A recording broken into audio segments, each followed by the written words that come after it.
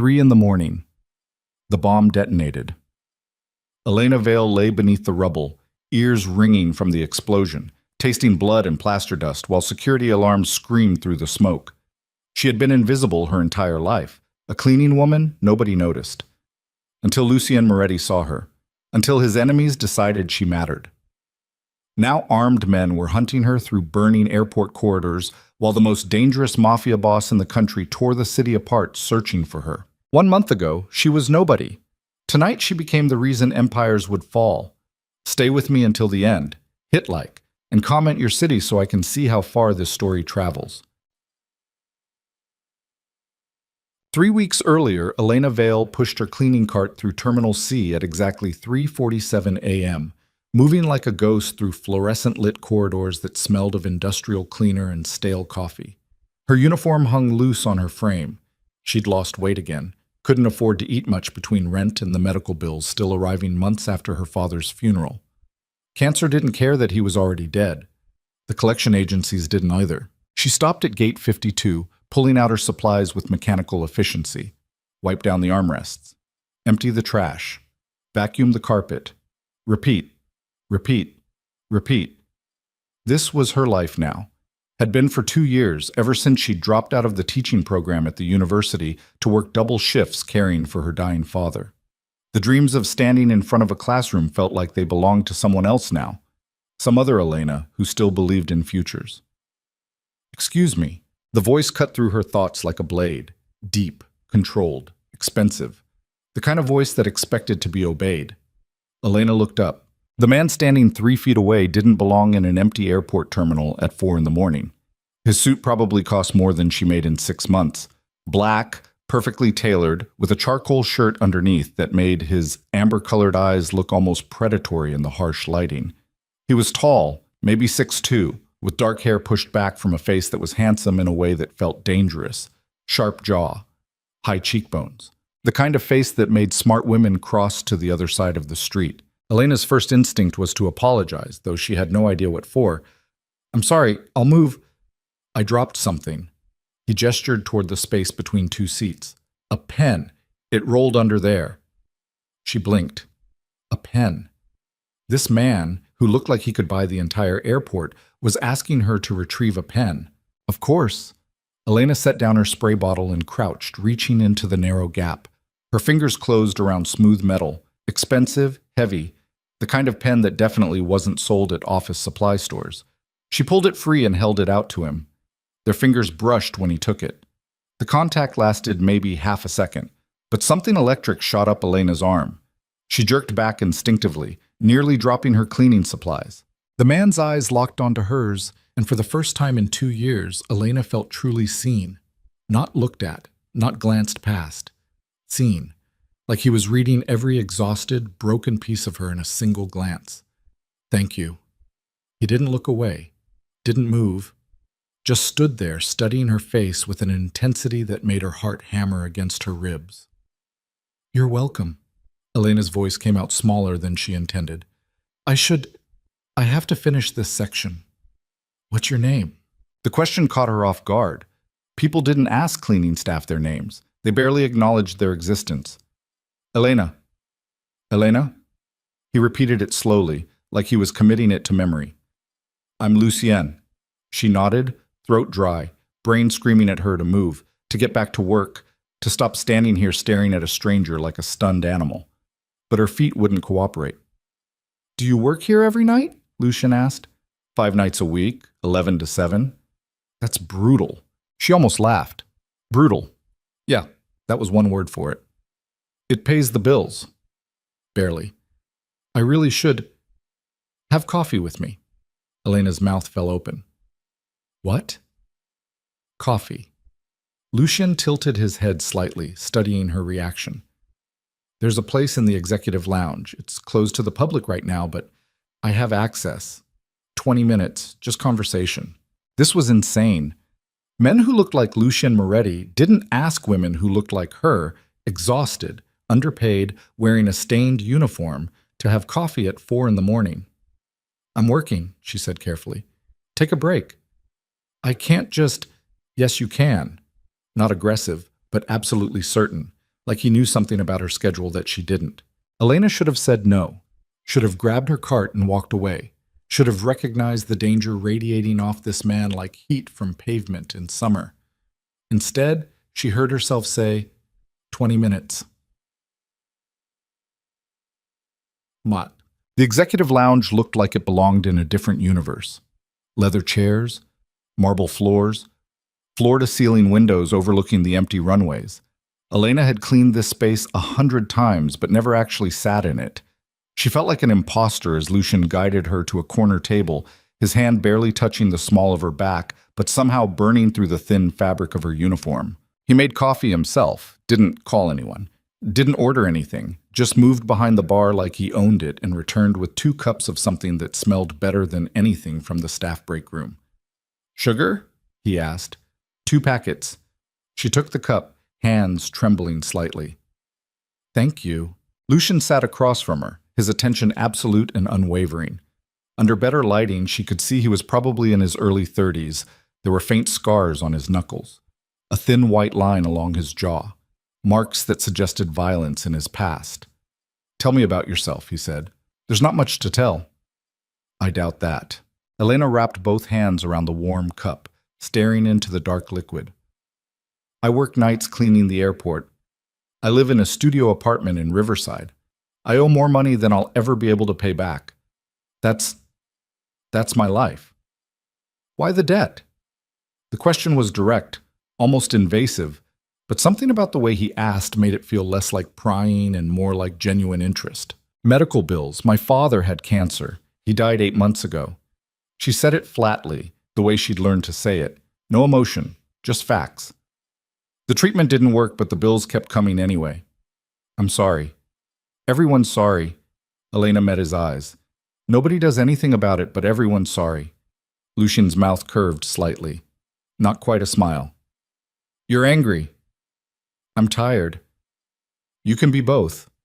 Yeah, she could. She was. "What about you?" Elena asked, deflecting. "What brings you to an empty airport at 4 in the morning?" "Business." "What kind of business?" "The kind that keeps irregular hours." Evasive, but fair. She was a stranger. He didn't owe her his life story just because he'd bought her coffee. They sat in silence for a moment, and Elena became acutely aware of how surreal this entire situation was. She was sitting in the executive lounge with a man who looked like he'd stepped out of a magazine, drinking expensive coffee, while her cleaning cart waited abandoned at gate 52. "I should get back," she said quietly. "Not yet." "I'll get in trouble." "You won't." Again, that absolute certainty. Elena frowned. "How do you know?" Lucian leaned forward slightly, elbows on the table, eyes never leaving her face. "Because I spoke to your supervisor 30 minutes ago and told him you'd be unavailable for the next hour." The coffee cup froze halfway to her lips. "You what?" "I wanted to talk to you, so I made arrangements." "You can't just—" Elena set the cup down hard enough that liquid sloshed over the rim. "You can't manipulate my work schedule without asking me." "I just did." "That's—" She stood abruptly, chair scraping against marble. "That's controlling and completely inappropriate." Lucian didn't move, didn't apologize, just watched her with those unnerving amber eyes. "You're right. It is." "Then why did you do it?" "Because from the moment I saw you, I knew I couldn't let you walk away without understanding what this is." What is?" He stood then, moving around the table with predatory grace until he was standing close enough that she could smell his cologne, something dark and expensive that made her head spin. "This," Lucian said quietly, "whatever this is between us. You feel it too. Don't pretend you don't." Elena's heart was pounding so hard she thought it might crack her ribs. "I don't know you." "Not yet." "This is crazy." "Yes." "I should leave." "But you won't." He was right. She hated that he was right. She should grab her cart and run back to her safe, miserable, predictable life. Instead, she stood there trembling while this beautiful, dangerous stranger looked at her like she was the only thing in the world that mattered. "One more question," Lucian said. "Then I'll let you go back to work." Elena's voice came out as barely a whisper. "What question?" He reached into his jacket and pulled out a small black card, pressing it into her palm. His fingers lingered against hers for a moment too long. When you're ready to stop running from this, call me. Then he walked away, leaving Elena standing alone in the executive lounge, holding a business card with nothing but a phone number embossed in silver. Her hand was still shaking when she returned to her cleaning cart 20 minutes later. Elena didn't call. For 3 days, she shoved the black card into the bottom of her purse and pretended the encounter at the airport had never happened. She worked her shifts, she paid what bills she could. She ignored the way her stomach twisted every time she walked past gate 52. But Lucian didn't ignore her. The first message arrived on her phone the next night. You're afraid. I understand. But fear doesn't make this go away. She deleted it. The second message came 12 hours later. I'm not going anywhere, Elena. She blocked the number. He sent flowers to her apartment. She had no idea how he'd found her address. A massive arrangement of white roses with a card that read, "Blocking my number won't stop me from thinking about you every minute of every day." She threw them in the dumpster, but the scent lingered in her apartment for days. On the fourth night, Elena arrived at the airport for her shift and found her supervisor waiting at the entrance with an uncomfortable expression. You've been reassigned, he said. What? Why? Don't know. Orders from upstairs. You're working the international terminal now, gates 70 through 85. Elena's blood went cold. I've worked Terminal C for 2 years. Not anymore. Here's your new schedule. He handed her a printed sheet and walked away before she could argue. The international terminal was on the opposite side of the airport, completely different section. And gate 52, where she'd met Lucien, was nowhere near it. He'd gotten her moved. Somehow this man had reached into her workplace and rearranged her entire schedule. Fury ignited in her chest, hot and bright and overwhelming.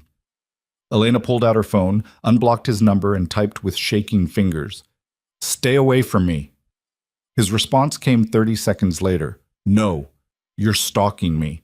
I'm pursuing you. There's a difference. This isn't romantic. It's terrifying. I know. I'm sorry. But I can't stop."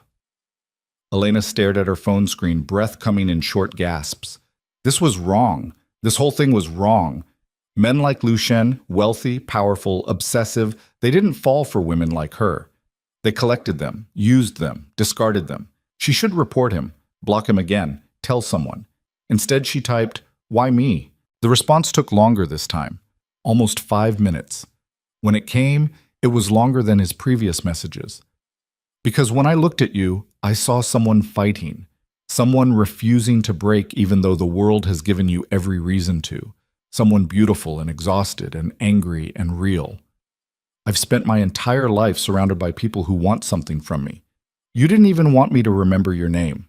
That's why you... Elena read the message 3 times, tears burning behind her eyes. Then she turned off her phone and went to work. Basit. The flowers kept coming, a new arrangement every other day.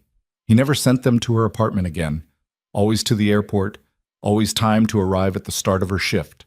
White roses, red roses, orchids, each with a card bearing a single sentence. I'm still here, still thinking about you, still waiting. Elena stopped throwing them away, started taking them home, hated herself for it. The messages continued too, but they changed. Less pursuit.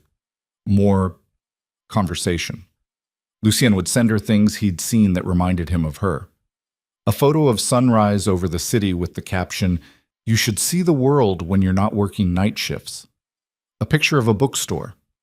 "What do you read when you're not too exhausted?" She didn't respond, but she read every single message. 2 weeks after their first meeting, everything changed. Elena was cleaning gate 73 when her phone buzzed. She almost ignored it. Probably another message from Lucien, another beautiful distraction she couldn't afford. But something made her look. Come outside. North entrance. Now. Her heart stopped. What? Please, Elena. I need to see you. 5 minutes. That's all I'm asking. She should have said no. Should have blocked him permanently and filed a restraining order. Instead, she abandoned her cart and walked toward the north entrance with her pulse roaring in her ears. The automatic doors slid open, revealing the pre-dawn darkness outside. And there, Parked directly in the fire lane with absolutely no concern for airport security sat a convoy of 3 black SUVs. Lucien leaned against the middle vehicle, arms crossed, looking like every dark fantasy Elena had ever tried to suppress.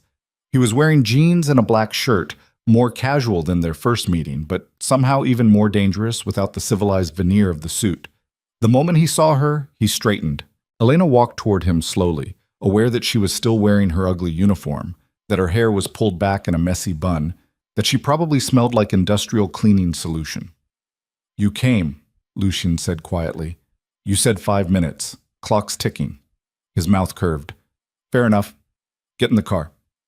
"Absolutely not." "Elena, I'm not getting into a strange man's car at 5 in the morning. Are you insane?" "Probably." He pushed off from the SUV, closing the distance between them. "But I'm also tired of chasing you through text messages. I want 5 minutes of your time, face to face, complete honesty. Then I'll leave you alone if that's what you really want." "You'll leave me alone?" "If you can look me in the eye and tell me you feel nothing, yes, I'll walk away."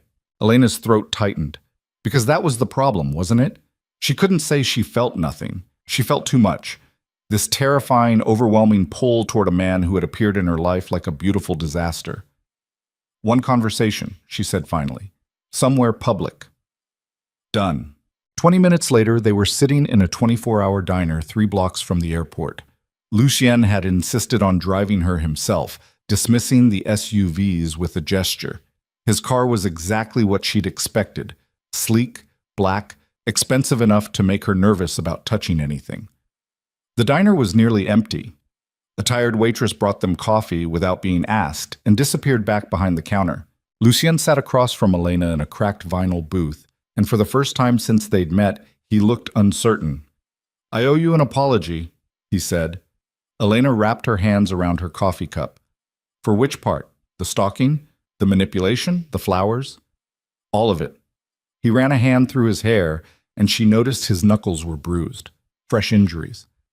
"I've handled this badly, I know that, but I don't know how else to—" He broke off, jaw clenching. "I've never done this before." "Pursued someone?" "Felt like this about someone." The honesty in his voice made her chest ache. "Lucien." Elena leaned forward slightly. "I need you to understand something. I'm not playing hard to get. I'm not testing you. I'm genuinely terrified of you." "I know." "No, I don't think you do." She took a breath. "Men like you don't notice women like me unless they want something. And I can't figure out what you want. That scares the hell out of me."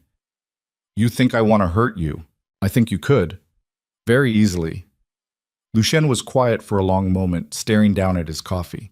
When he finally looked up, his amber eyes were raw with something that looked like pain. "You're right," he said quietly. "I could hurt you. Probably will, even if I don't mean to. Because I'm not a good man, Elena. I've done things that would make you run screaming if you knew the truth." Her pulse stuttered. "What kind of things?" "The kind I can't undo. The kind that have made me a very dangerous person to be close to." This was it. This was where she should stand up, walk away, protect herself from whatever darkness lived inside this man. "Tell me the truth," Elena said instead. "Who are you? Really?" Lucien held her gaze for a long, tense moment. Then he reached into his pocket and pulled out his phone, sliding it across the table. The screen showed a news article from 6 months ago. The headline read, "Moretti Empire Expands. Lucien?" "Moretti assumes full control following father's death." Elena's hands shook as she scrolled through the article. Words jumped out at her. Organized crime, mafia connections, investigated but never charged, dangerous reputation, estimated net worth in the hundreds of millions. "Oh my God," she whispered. "I run the Moretti organization," Lucien said flatly. "My father built an empire on violence and fear, and when he died, I inherited all of it. The businesses, the territory, the enemies, all of it." Elena set the phone down carefully, afraid she might drop it. "You're a criminal." "Yes." "A mafia boss." "Yes." "And you've been stalking me for 2 weeks." "Yes." She should be running, should be screaming, should be calling the police, though what good would that do against a man who apparently owned half the city? "Why?" Her voice cracked. Why me?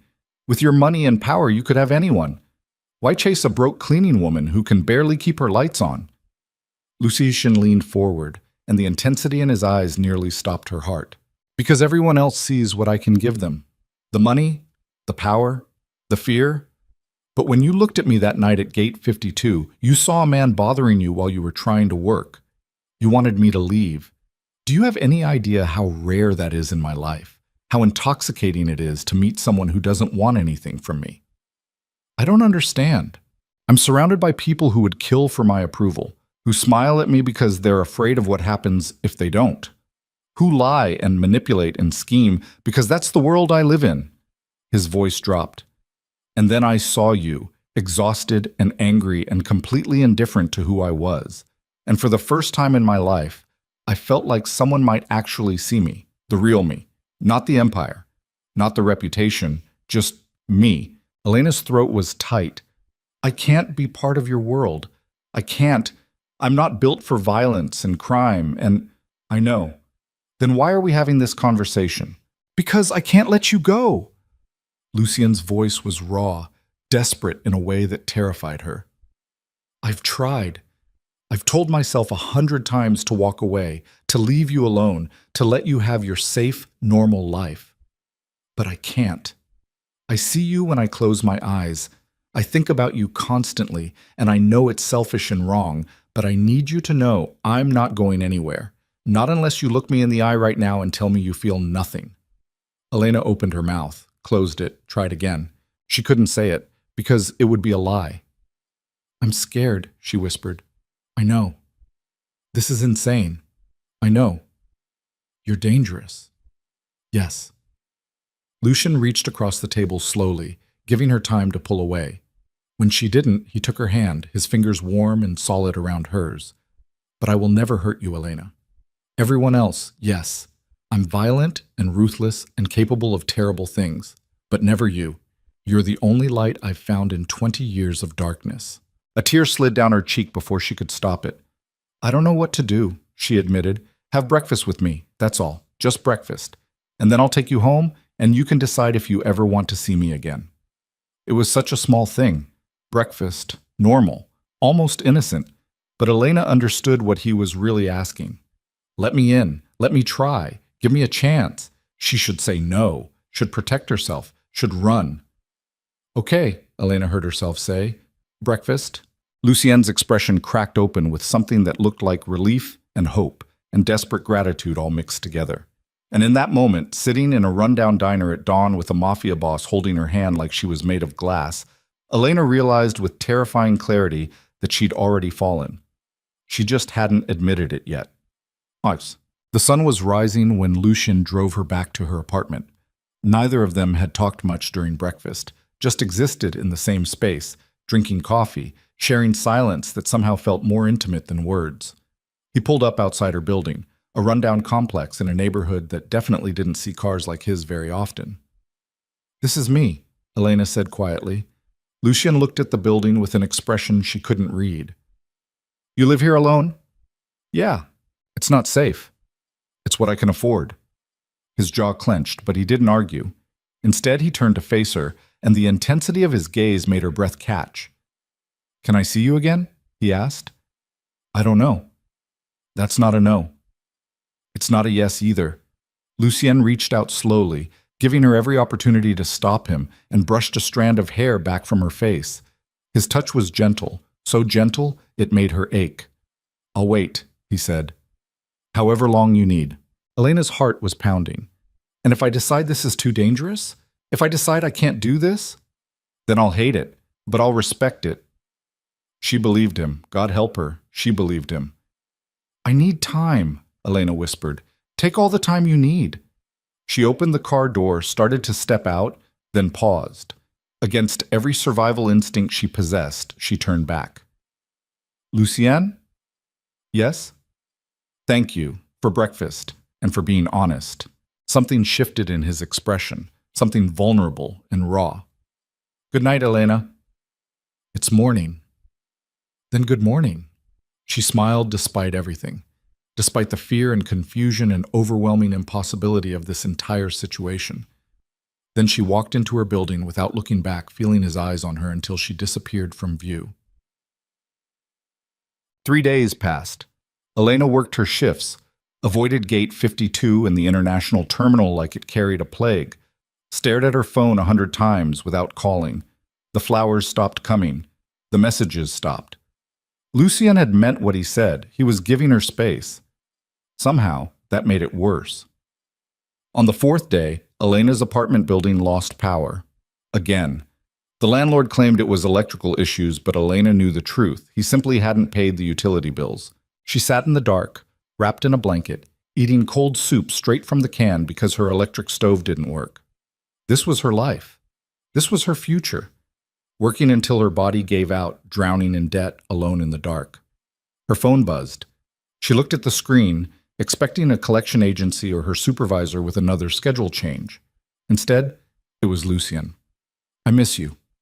3 words, that's all. But they cracked something open inside her chest. Elena stared at the message for a long time. Then, hands shaking, she typed back, "I miss you too." The response came instantly. "Can I see you?" "When?" "Now. I'm outside."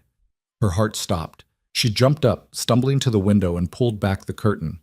Sure enough, there was Lucien's sleek black car parked on the street below, and he was leaning against it, phone in hand, looking up at her building. Even from 4 floors up, she could feel the intensity of his gaze. Elena grabbed her coat, didn't even bother changing out of her sweatpants and old t-shirt, and ran down the stairs, taking them 2 at a time. She burst through the front entrance, and Lucien straightened immediately, his expression transforming from tense to cautiously hopeful in an instant. They stood there on the cracked sidewalk, 5 feet apart, just looking at each other. "Hi," Elena said breathlessly. "Hi." Lucien took a step closer. "Your building has no power. How did you—" She stopped. Of course he knew. He seemed to know everything. "It happens sometimes. That's not acceptable. It's my life." "It doesn't have to be." Elena wrapped her arms around herself. "I didn't call you here to fix my problems." "Why did you call me here?" Good question. She didn't have a good answer. "I don't know," she admitted. I needed to see you." Something blazed in Lucien's eyes, hot and fierce and consuming. "Say that again." "What?" "That you needed to see me." "Say it again, so Elena's voice broke. "I needed to see you. I tried not to. I tried to forget about you and move on and be smart. But I can't stop thinking about you, and I hate it, and I'm terrified, but I needed to see you." Lucien closed the distance between them in 2 strides and pulled her against his chest so hard it knocked the breath from her lungs. He didn't kiss her, didn't say anything, just held her like she was the only thing keeping him anchored to the earth. Elena's face pressed against his shirt, and she could hear his heartbeat, fast and hard and just as frantic as hers. "Come with me," Lucien said against her hair. "Where?" "Anywhere. Everywhere. I don't care. Just come with me." This was the moment, the choice, the point of no return. Elena pulled back just enough to look up at him.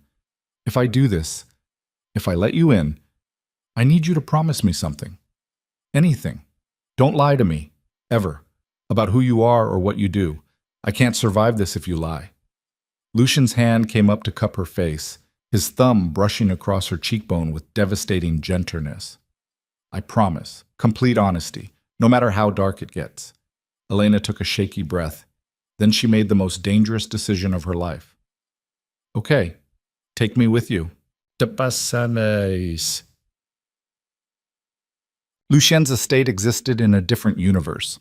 They drove for almost an hour outside the city, past suburbs and gated communities, and finally down a private road that seemed to go on forever. Trees lined both sides like sentries, and Elena caught glimpses of security cameras hidden among the branches. When they finally reached the main house, Elena's mouth fell open. It wasn't a house, it was a mansion. 3 stories of stone and glass surrounded by manicured gardens that probably required a full-time staff to maintain. "You live here?" she asked faintly. "Yes?" Lucien parked in a circular driveway in front of massive double doors. "Come inside." He led her through entrance halls with marble floors and crystal chandeliers, past rooms filled with expensive furniture and artwork that probably belonged in museums. Elena felt like she was walking through a dream or a nightmare. She couldn't decide which. They ended up in a massive kitchen that looked like something from a cooking show. All stainless steel and granite countertops and appliances Elena couldn't even identify. "Sit," Lucian said, gesturing to the stools at the center island. "You don't have to—" "I'm making you breakfast. Real breakfast. Sit." Elena sat, watching in stunned silence as Lucien Moretti, mafia boss, dangerous criminal, owner of an empire built on fear, moved around the kitchen with surprising competence, pulling out eggs and vegetables and cheese. "You cook?" she asked. "My mother taught me before she died." He cracked eggs into a bowl with practiced efficiency. She said a man who couldn't feed himself was pathetic. "How old were you when you lost her?" 12. Elena's chest tightened. "I'm sorry. It was a long time ago." He whisked the eggs with more force than necessary. "My father remarried 6 months later. She lasted 3 years before the lifestyle drove her away." The lifestyle. Violence, paranoia, armed guards at every meal. She wanted normal. This world doesn't do normal. Elena watched him cook, seeing the tension in his shoulders, the careful control in every movement. "Is that why you wanted me? Because I represent normal?" Lucy looked up, meeting her eyes across the kitchen. "I wanted you because the moment I saw you, every defense I've built in 32 years crumbled. You made me feel human again, and I didn't even know I'd stopped feeling human until that moment." He plated the omelet, perfectly golden, filled with vegetables and cheese, and set it in front of her with a fork and napkin. Elena stared at the food. "I can't afford—" "Stop." Lucian's voice was firm. "You're not paying for anything. Not ever again. That's not how this works." "I don't want to be bought." "You think I'm trying to buy you?" He leaned against the counter, arms crossed. "Elena, if I wanted to throw money at someone, I have a dozen women who would happily accept. I don't want to buy you. I want you to stop struggling long enough to breathe." Her throat tightened. "I don't know how to do that." "Then let me teach you." They ate in silence. Well, Elena ate while Lucien watched her with an intensity that made every bite feel significant. The omelet was perfect. Of course it was. When she finished, Lucien took her plate and set it in the sink, then turned back to her. "I need to tell you something," he said quietly, "and it's going to scare you." Elena's stomach dropped. "What?" "I had you investigated." The kitchen went very cold. "You what?" "After we met, I hired someone to find out everything about you. Your father's medical bills, your student loans, your eviction notice from 2 months ago that you managed to fight, your landlord's history of utility shutoffs, all of it." Elena slid off the stool, hands shaking. "You invaded my privacy." "Yes." "You had no right." "I know." Lucian didn't move, didn't try to justify it. "I needed to know who you were, if you were a threat, if someone had sent you." "A threat?" Elena's voice rose. "I'm a cleaning woman. And I'm a man with a lot of enemies who would love nothing more than to hurt me through someone I care about." The admission hung in the air between them. "You barely know me," Elena whispered. "I know enough." Lucien's jaw clenched. "I know you worked 3 jobs while your father was dying. I know you dropped out of school a month before graduating because he needed full-time care. I know you've been fighting every single day for 2 years just to survive.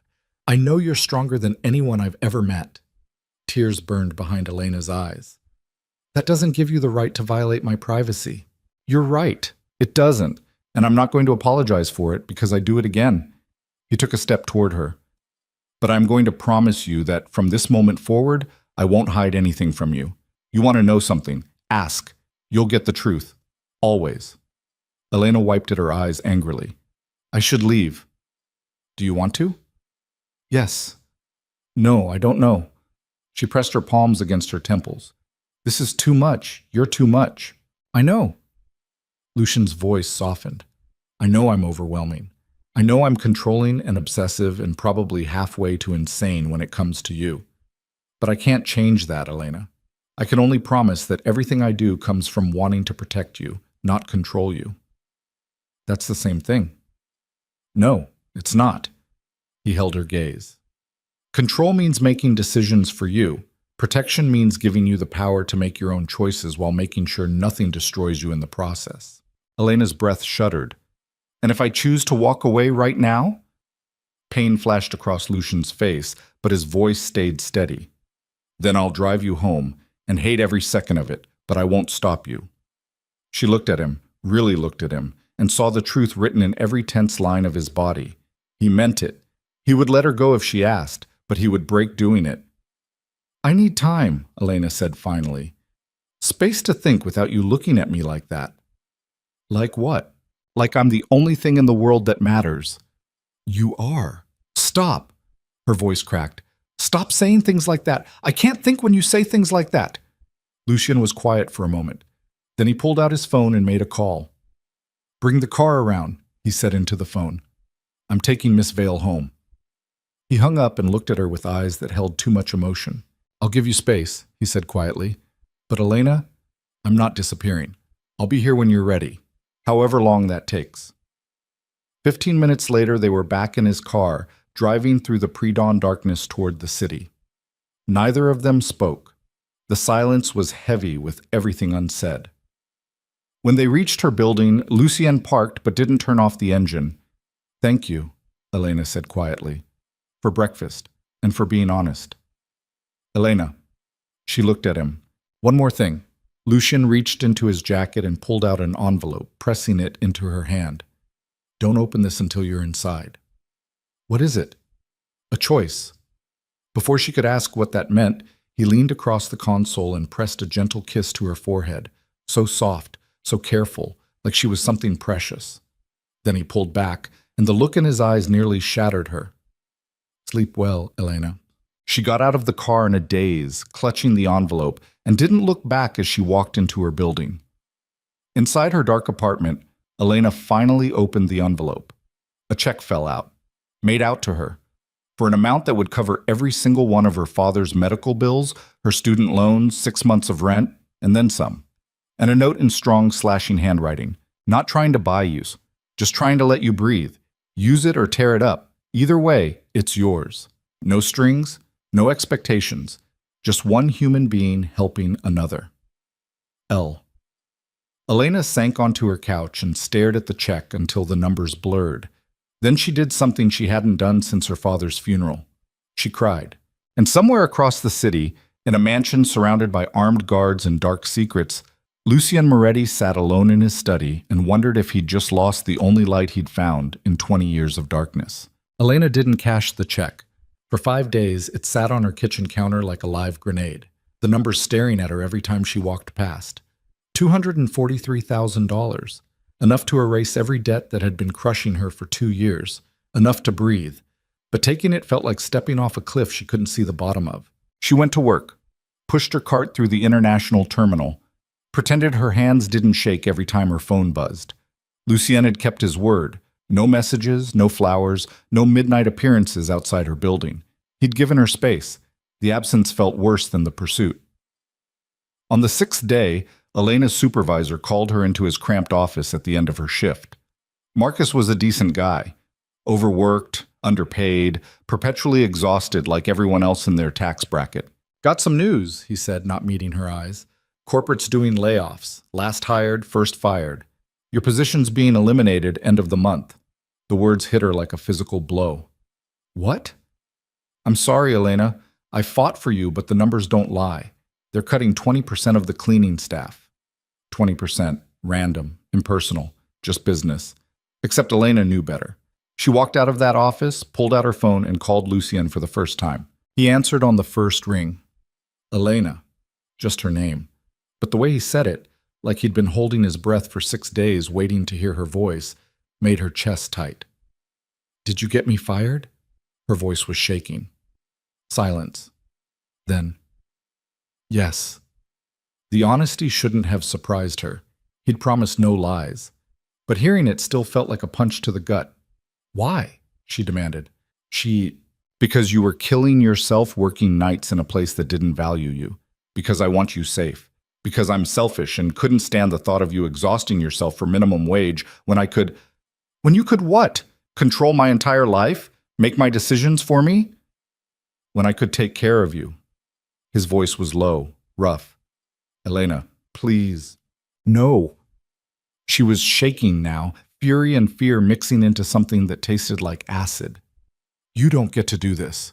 You don't get to dismantle my life because you've decided you know what's best for me. I'm trying to help. I didn't ask for your help. The words came out as almost a shout.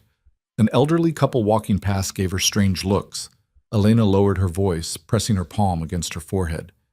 I didn't ask for any of this. I know. Lucienne sounded wrecked.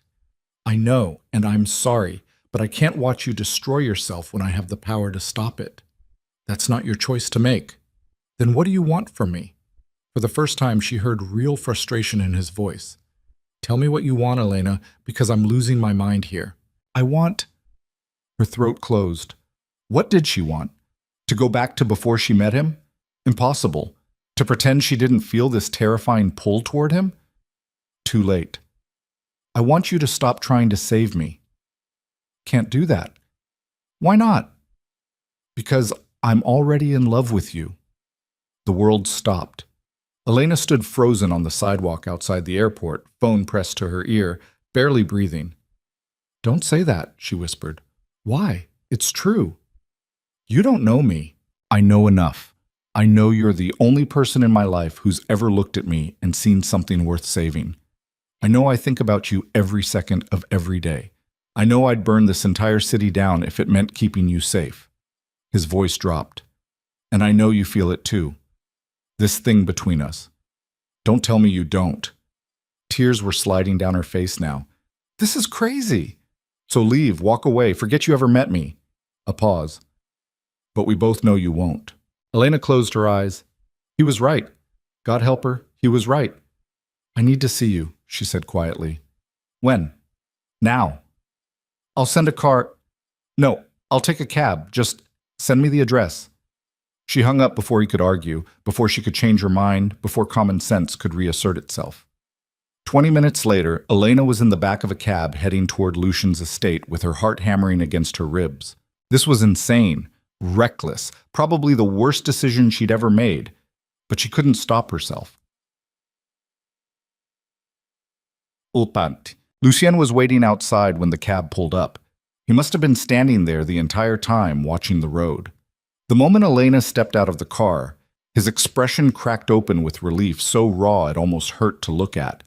She walked toward him slowly, aware of security cameras tracking her movement, of guards she couldn't see but knew were there. They stopped 3 feet apart. You came, Lucian said. I shouldn't have. But you did. Elena wrapped her arms around herself. I lost my job because of you. I know. I should hate you for that. Do you? She looked up at him, at this beautiful, dangerous man who had invaded her life like a hurricane, and felt her resolve crumbling. No, she admitted. I don't. And that terrifies me. Lucian closed the distance between them and cupped her face with both hands, his touch gentle despite the intensity in his eyes. I'm sorry, he said quietly, for getting you fired, for manipulating your life, for being too much, too fast, too everything. But I'm not sorry for wanting you. And I'm not sorry for doing everything in my power to keep you safe. Even if I don't want to be kept? Even then. Elena's breath shuddered. That's not healthy. Nothing about this is healthy, but it's real. And I'd rather have something real and messy than something perfect and fake. She should pull away, should maintain some kind of boundary. Instead, she leaned into his touch, feeling the warmth of his palms against her cheeks. I cashed the check, she whispered. Lucien went very still. What? This morning. I deposited it, paid off everything. She looked up at him. Does that make me a terrible person? It makes you smart. It makes me dependent on you. No, it makes you free of debt that was crushing you. There's a difference. His thumb brushed across her cheekbone. The money was a gift, Elena. No strings. You don't owe me anything. I feel like I owe you everything. You don't. But she did. That was the problem. She'd spent 2 years drowning, and he'd thrown her a lifeline. How was she supposed to walk away from that? Come inside, Lucian said softly. Please. Elena nodded and he led her into the mansion, past the grand entrance, through hallways lined with expensive art, up a wide staircase to the second floor. He brought her to a library that looked like something from a movie. Floor-to-ceiling bookshelves, leather furniture, a massive fireplace with a fire already burning, floor-to-ceiling windows overlooking the gardens. Sit, Lucian said, gesturing to one of the leather chairs. Elena sat, and he disappeared for a moment, returning with 2 glasses of whiskey. I don't usually drink, she said. Tonight you do. He handed her a glass and sat across from her. We need to talk. About what? About what happens next. Elena took a sip of whiskey, the burn steadying her nerves. What do you want to happen next? Lucian leaned back, studying her with those unnerving amber eyes. I want you to move in here. She nearly choked on her drink. Excuse me? Your apartment is falling apart. Your landlord is a criminal. You have no job and no income. Move in here. Let me take care of you while you figure out what you actually want to do with your life. I can't just... Why not? Because we barely know each other. We know enough. He set his glass down. I know you make this noise in the back of your throat when you're trying not to cry. I know you take your coffee with exactly 2 sugars. I know you wanted to be a teacher before life got in the way. I know you're scared of me but want me anyway. What else do I need to know? Everything, Elena thought. You need to know everything I'm not saying. This is moving too fast, she said instead. Would you prefer I court you for 6 months, take you on proper dates, pretend we're normal people having a normal relationship? Lucian leaned forward.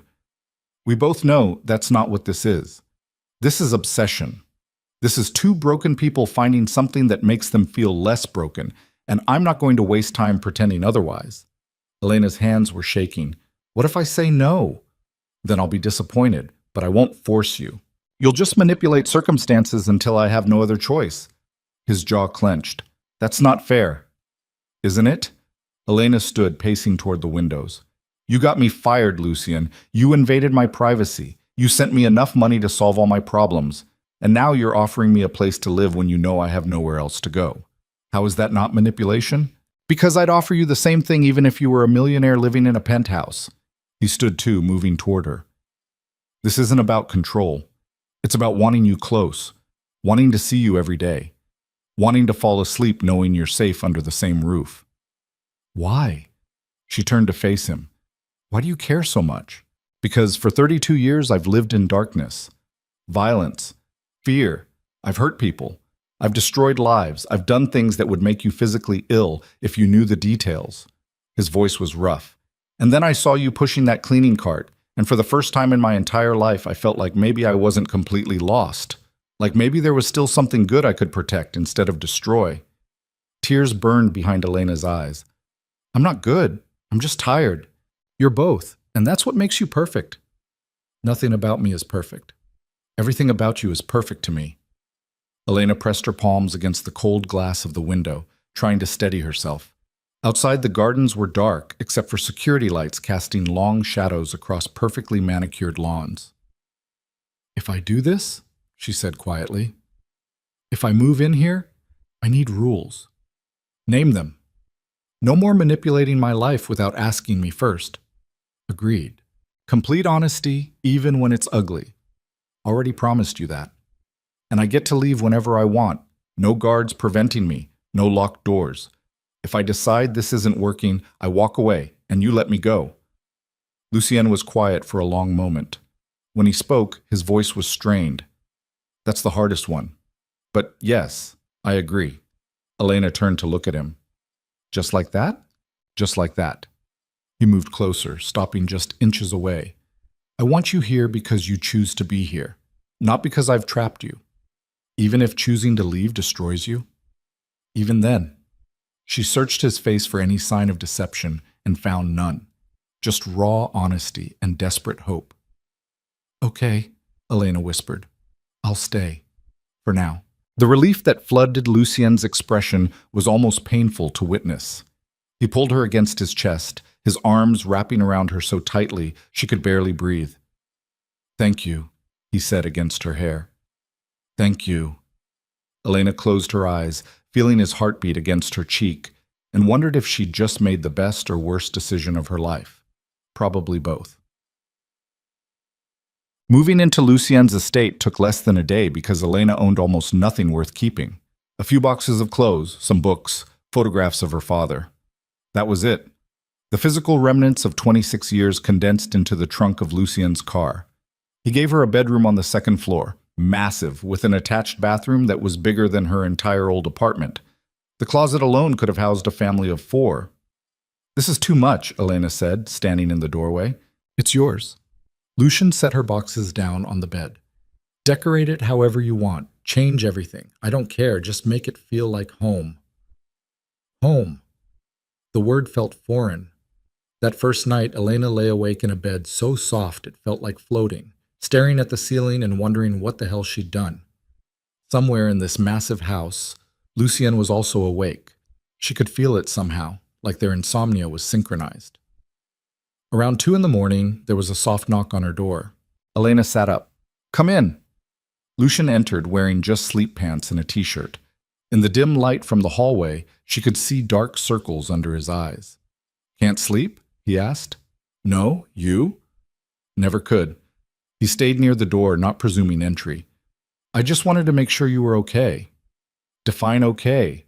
His mouth curved slightly. "Fair point." He was quiet for a moment. "I know this is strange, living here, being in my world. If you need anything." "Lucien." "Yes?" "Stop hovering and come sit down." He crossed the room and sat on the edge of her bed, careful to maintain distance. Up close, she could see the tension in his shoulders, the exhaustion carved into his features. "When did you last sleep?" Elena asked. "Honestly, I don't remember." "That's not healthy." "Neither is falling in love with someone in 2 weeks, but here we are." Despite everything, Elena almost smiled. "You really don't have a filter, do you?" "Not with you. Can't seem to manage it." He ran a hand through his hair. "Everyone else gets the controlled version, the mask. But with you, everything just spills out." "Is that why you want me here? Because I make you feel honest?" "I want you here because being away from you feels like drowning." The raw admission hung between them. Elena reached out slowly and took his hand. His fingers closed around hers immediately, desperately, like she was the only thing anchoring him to reality. "Stay," she said quietly, "until I fall asleep. Just stay." Lucien's eyes went dark with something that looked like gratitude and pain mixed together. "Are you sure?" "No, but I'm asking anyway." He shifted carefully, lying down on top of the covers beside her, close enough to feel his warmth, but not touching except for their joined hands. They lay there in the darkness, silent, breathing in sync. Elena fell asleep sometime before dawn with Lucien's thumb tracing slow circles against her palm. When she woke hours later, he was gone, but there was a note on the pillow beside her. "Had to handle some business. Back by dinner. Make yourself at home. Everything here is yours. L." Elena pressed the note against her chest and tried to ignore the way her heart stuttered. The next 2 weeks fell into a strange rhythm. Lucien left early most mornings. Business, he called it, though Elena knew what that really meant. He was running a criminal empire, making decisions that probably involved violence and money and things she was better off not knowing. But when he came home, he was just Lucien. They had dinner together every night. Real dinners, not takeout or canned soup. Lucien cooked most of the time, and Elena discovered he was genuinely talented in the kitchen. Some nights they talked for hours. Other nights they sat in comfortable silence, just existing in the same space. He never pushed for more than she was willing to give. Never pressured her for physical intimacy beyond the occasional hand-holding or his arms around her when she needed comfort. It should have felt wrong, this domesticity with a mafia boss. But somehow it felt more right than anything in Elena's life had felt in years. Until the night everything shattered. Elena was reading in the library when she heard raised voices from downstairs. Male voices. Angry. She set down her book and moved toward the stairs, staying out of sight. "Told you to handle it quietly." That was Lucien, and she'd never heard him sound like that. Cold. Lethal. "We did handle it," another voice, rougher. "But the bastard talked before we could stop him." "Who did he talk to?" Russians. Volkov's people. Silence. Then, fuck. Boss, if they know about her, they don't. They might. We can't risk. I said they don't. Lucien's voice was absolute. And if they even think about touching her, I'll paint the streets with their blood. Elena's stomach dropped. We should move her, the other man said. Somewhere safer. Somewhere they can't. Yeah, she stays here. With me. Where I can protect her. Lucien, that's not up for debate, Marco. Then we need to hit them first. Take out Volkov before. I'm already planning it. A pause. Double the security detail. I want eyes on every entrance, every road, every possible approach. If a goddamn bird flies over this property without authorization, I want to know about it. Done. Elena's heart was pounding. She should go back to the library, pretend she hadn't heard, but her feet wouldn't move. What about the girl? Marco asked. Does she know what she's gotten into? No, and she's not going to. Not if I can help it. You can't protect her from this forever. Watch me. Footsteps. Elena scrambled backward, but too late. Lucien appeared at the top of the stairs and froze when he saw her standing there, eyes wide, face pale. Elena. His expression shifted from deadly to devastated in a heartbeat. How much did you hear? Enough. Her voice was shaking. Who's Volkov? No one you need to worry about. Bullshit. I heard what he said. About moving me. About them knowing about me. Fear was clawing at her throat. What's going on, Lucien? He moved toward her slowly, hands raised like he was approaching a frightened animal. Come to the library. Let me explain. Explain what? That you've put a target on my back? That people are going to come after me because of you? No one is coming after you. You just ordered someone to double your security because Russians might know I exist. Her voice was rising, panic bleeding through. How is that not a threat? Elena, please. No. She backed away from him. You said complete honesty. You promised. I am being honest. Then who the fuck is Volkov? And why did that man downstairs sound terrified when he mentioned his name? Lucien's jaw clenched. For a long moment, he just stared at her, clearly weighing how much truth to give. Finally, he said, Dmitry Volkov runs the Russian syndicate in this city. He's been trying to take my territory for 2 years. Last month, one of my men killed his cousin during a deal that went bad. Now he wants revenge. The floor felt unsteady beneath Elena's feet. And he knows about me? Maybe. We're not sure yet. Jesus Christ. She pressed her hands against her face. I can't. This is exactly what I was afraid of. Getting pulled into your world. Becoming a target. You're not a target. You're protected. By what? Armed guards? Locked gates? She looked at him with tears burning her eyes. I came here to get away from drowning, Lucien. Not to get caught in a war. This isn't your war. It's mine. And I will handle it. How? By killing people? By starting a gang war in the streets? His silence was answer enough. Elena's stomach turned. I think I'm going to be sick. She ran to the bathroom, barely making it before her dinner came back up. She knelt on the cold tile, shaking, while Lucien stood in the doorway, looking helpless. When the nausea finally passed, she sat back against the wall, wiping her mouth with the back of her hand. I can't do this, she whispered. Yes, you can. Lucien crouched beside her, not touching, just present. I know this is terrifying, but I swear to you nothing is going to happen. I've handled men like Volkov before. How? By making them disappear? He didn't answer. Oh my God. Elena looked at him, really looked at him, and saw the truth written in his expression. You've killed people. Yes. The simple honesty was almost worse than a lie would have been. How many? Enough that I stopped counting years ago. Elena's breath came in short gasps. She'd known intellectually what Lucien was. A criminal. A mafia boss. A dangerous man. But hearing him admit to murder, to multiple murders, made it viscerally, terrifyingly real. I should leave, she said. No. This was a mistake. Elena, listen to me. Lucien's voice was urgent now. If you leave this house, you're actually in more danger. Volkov doesn't know for certain that you're important to me. But if he sees you leave, if he follows you, if you're out there alone without protection, that's when you become a real target. So I'm trapped. You're safe. Those aren't the same thing. Right now they have to be. He reached for her hand, but she pulled away. Pain flashed across his face. I'm sorry.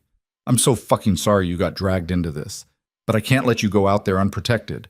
Not when there's even a chance Volkov might use you to get to me. Elena wrapped her arms around herself, feeling cold despite the heated bathroom. What do? We wait. I'm handling the Volkov situation. Give me 2 weeks, maybe less. And then this threat disappears. You mean he disappears? Lucian's eyes were hard. If that's what it takes to keep you safe, yes. And that doesn't bother you? Killing someone? Not even a little. Not when it comes to protecting you. The certainty in his voice should have horrified her. Instead, some dark part of Elena felt almost relieved, protected. Like for the first time in her life, someone was willing to become a monster on her behalf. God, what was wrong with her? I need time, she said quietly, to process this. Take all the time you need, but promise me you won't leave the estate. Do I have a choice? Always. But I'm asking you, please, stay inside these walls until I know you're safe. Elena met his eyes and saw genuine fear there. Not for himself, for her. Okay, she whispered. 2 weeks. But then we talk about this. Really talk. No more half-truths. I promise. She didn't believe him, not entirely, but she nodded anyway. The next week was tense. Lucien barely left the estate, conducting business from his study with an endless parade of hard-faced men coming and going at all hours. Security increased until Elena felt like she was living in a military compound. Armed guards everywhere, cameras on every corner, black SUVs patrolling the perimeter. She tried to maintain normalcy, read books from the library, explored the gardens during the day when Lucien insisted she have guards with her, avoided thinking about the violence being orchestrated on her behalf. But at night, lying alone in her too-big bed, the fear crept in. What if someone got through the security? What if Volkov decided she was worth the risk? What if Lucien failed to protect her? On the 8th day, she was sitting in the library when Lucien entered, and she immediately knew something was wrong. His face was ashen, his normally controlled expression cracked with barely contained rage. What happened? Elena asked, standing. We have a problem. What kind of problem? Lucien pulled out his phone and showed her a photograph. It was Elena, taken from a distance, leaving the airport on her last shift. Someone had been watching her. Volkov sent this to me an hour ago, Lucien said, voice tight, with a message. What message? That he knows you exist, that he knows you matter to me, and that unless I withdraw from the harbor district, he'll make sure I regret ever touching what's his. Elena's blood went cold. The harbor district? Territory I took from him 6 months ago. He wants it back. Lucien's jaw clenched. He thinks threatening you will make me give it to him. Will it? No, because I'm not negotiating with him. I'm eliminating him. The casual way he said it, like he was talking about swatting a fly instead of murdering a human being, made Elena's stomach turn. When? She asked. Tonight. I have people in position. By morning, Volkov and everyone loyal to him will be gone. Gone. Dead, Elena. Don't make me pretty it up. She sat down heavily, legs suddenly unsteady. And if something goes wrong, if he has people who come after you, after me, then I'll handle them too. Lucien moved closer, crouching in front of her. This is what I do. This is who I am. I don't lose, and I sure as hell don't let people threaten what's mine. I'm not a possession. No, you're so much more than that. His hand came up to cup her face. You're the only thing in this world I'm afraid of losing. Elena's eyes burned. I don't want you to kill for me. Too late. I'd kill 1,000 men if it meant keeping you safe. That's not love, that's obsession. It's both. He pressed his forehead against hers, and I'm done apologizing for it. They stayed like that for a long moment, breathing together, teetering on the edge of something that felt like disaster and salvation at the same time. Come back safe, Elena whispered. Always. He kissed her then, Not gentle, not careful, but desperate and claiming and full of dark promise. Elena kissed him back with equal desperation, her hands fisting in his shirt, and for those few seconds, the rest of the world disappeared. When he pulled away, his eyes were molten gold. "Lock yourself in your room tonight," he said. "Don't come out until I tell you it's safe. Lucienne, promise me." "I promise." He kissed her forehead and walked away, his shoulders set with lethal purpose. Elena watched him go and felt her heart crack open. She tried to follow his instructions, locked herself in her bedroom, turned on the television for background noise, tried to read, to sleep, to do anything except think about Lucien out there somewhere orchestrating violence. But around midnight, her phone buzzed. Unknown number. She should have ignored it, should have deleted it immediately. Instead, she opened the message. A photo. Lucien's car, parked outside what looked like an abandoned warehouse. And text below it, "He's going to die tonight, and then we're coming for you." Elena's hands shook so hard she nearly dropped the phone. This was a bluff. Had to be. Lucien had dozens of men, professional security. He knew what he was doing. But what if it wasn't a bluff? What if right now Lucien was walking into a trap? Another message. Your choice. Stay locked in your golden cage or save the man you love. Clock's ticking, princess. Attached was an address. Elena stared at it, heart hammering. This was insane. Going to that address would be suicidal. Volkov's people clearly wanted to lure her out, use her as bait, maybe kill her. But if there was even a chance Lucien needed help, she grabbed her jacket and phone, unlocked her bedroom door, and ran. The estate security was focused on external threats, not on one woman running through the gardens toward the back gate. Elena knew the codes, had watched Lucien punch them in a dozen times. Her fingers flew over the keypad, and the gate clicked open. She was through it and running down the dark road before anyone could stop her. A stupid, reckless, probably fatal decision. But Lucien had said he'd burn the city down for her. Seemed only fair she'd walk into fire for him. Walk. The warehouse address led to a neighborhood Elena didn't recognize. Industrial, abandoned, the kind of place where screams wouldn't draw attention. She approached on foot, having left the cab 6 blocks back because she wasn't completely suicidal. The building loomed against the night sky, dark and silent, except for a single light burning in a window on the second floor. Lucien's car was parked outside, exactly like the photo. This was a trap. Obviously a trap. Elena's phone buzzed again. "Come inside or we start cutting pieces off him." A photo loaded below the text. Lucien, bloodied and restrained in a chair, a gun pressed to his temple. The world tilted. Elena's breath came in ragged gasps. This couldn't be real, couldn't be happening. But the blood on Lucien's face looked real. The fury in his eyes looked real. And the man holding the gun looked like he'd enjoy pulling the trigger. "You have 2 minutes," the next text read. Then he dies. Elena didn't think, didn't plan, just ran toward the warehouse entrance, yanked open the rusted metal door, and stepped inside. The door slammed shut behind her with a sound like thunder. Locks engaged. Mechanical. Final. "Hello, Elena."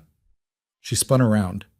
A man stood in the shadows, tall, silver-haired, with a face carved from granite and eyes cold as winter.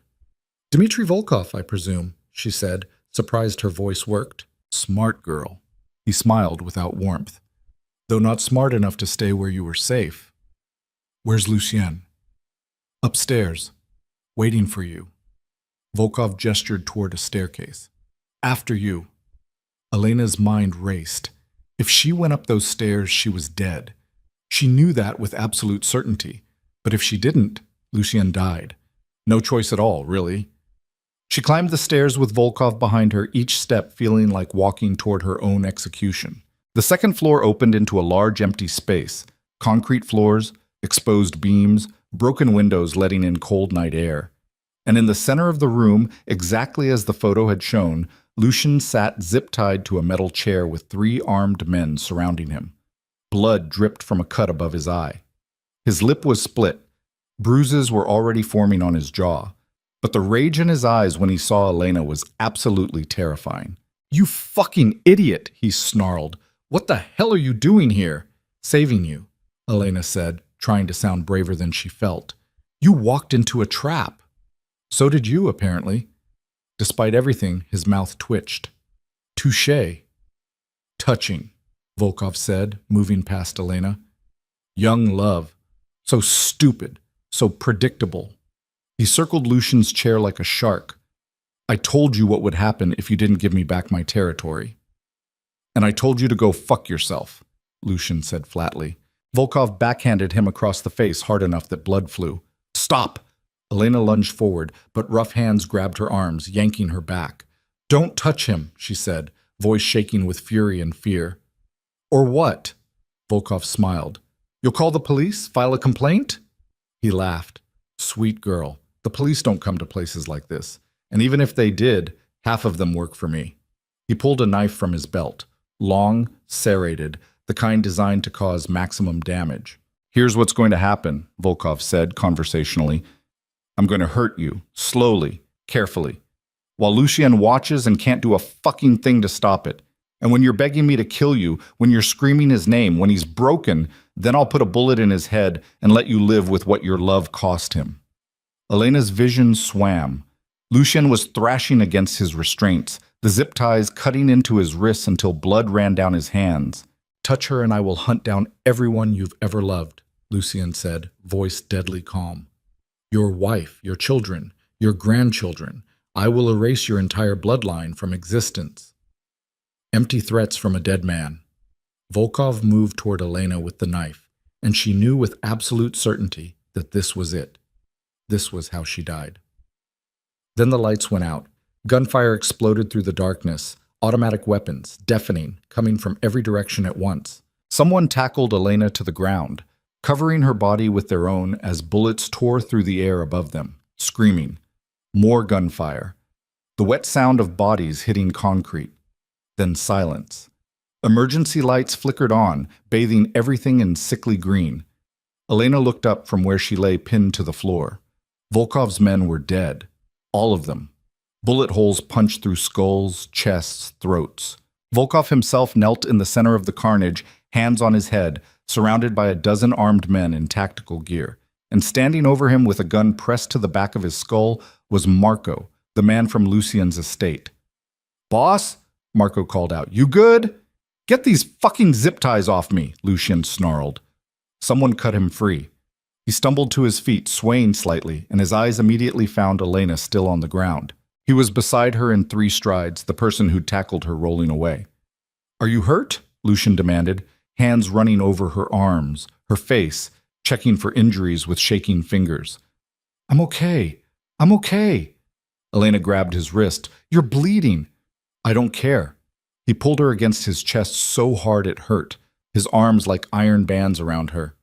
What the hell were you thinking? Coming here? You could have died. So could you. That's different. How? Because I'm supposed to protect you, not the other way around. They were both shouting now, adrenaline and fear bleeding into fury. You don't get to decide that, Elena said. You don't get to throw yourself into danger and expect me to just sit back and let it happen. Yes, I do. That's exactly what I get to do. No. He kissed her, hard, desperate, tasting like blood and fear and absolute possession. Elena kissed him back with equal ferocity, hands fisting in his shirt, not caring that they were surrounded by dead bodies and armed men, and a Russian mobster on his knees. When they finally broke apart, both breathing hard, Lucian pressed his forehead against hers. Never again, he said raggedly. You never risk yourself like that again. Promise me. I can't promise that. Elena, no. If you're in danger, I'm coming for you. That's not negotiable. Something shifted in his expression. Wonder and fear and love so intense it was almost painful. You're going to destroy me, he whispered. Good. Then we're even. A sound behind them. Volkov, still kneeling, laughed bitterly. Kill me, he said. Just get it over with. Lucien pulled away from Elena slowly and turned to face the man who'd threatened her. The transformation was instant and absolute. Gone was the desperate man who'd held her seconds ago. In his place stood someone cold, lethal, capable of horrors Elena didn't want to imagine. No, Lucien said quietly. Death's too easy. He looked at Marco. Take him to the facility. I want him alive, contained. A message to anyone else who thinks they can threaten what's mine. Marco nodded. Understood. And Marco? Lucien's voice dropped. Make sure everyone knows what happens when someone targets Elena Vale. Already handled, boss. Word's spreading as we speak. Volkov was dragged away, still cursing, and Elena tried very hard not to think about what the facility meant. Lucien turned back to her, and his expression softened immediately. Let's go home, he said, extending his hand. Elena took it and let him lead her out of the warehouse of blood and death and into the cold night air. But as they drove away in one of the black SUVs, armed guards flanking them on all sides, Elena finally understood the truth she'd been avoiding for weeks. She hadn't just fallen in love with Lucien Moretti, she'd fallen into his world, and there was no climbing back out. The ride back to the estate was silent, except for the hum of the engine and Elena's ragged breathing.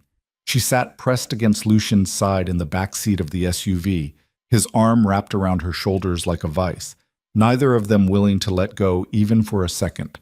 Blood had dried on his face, his knuckles were split. Every time the vehicle hit a bump, she felt him wince, though he tried to hide it. You need a doctor, Elena said quietly. I'm fine. You're bleeding. I've had worse. She pulled back to look at him, really look at him, and saw the exhaustion carved into every line of his face. When was the last time you slept? Does it matter? Yes. Lucien's jaw clenched. 3 days, maybe 4. Jesus Christ.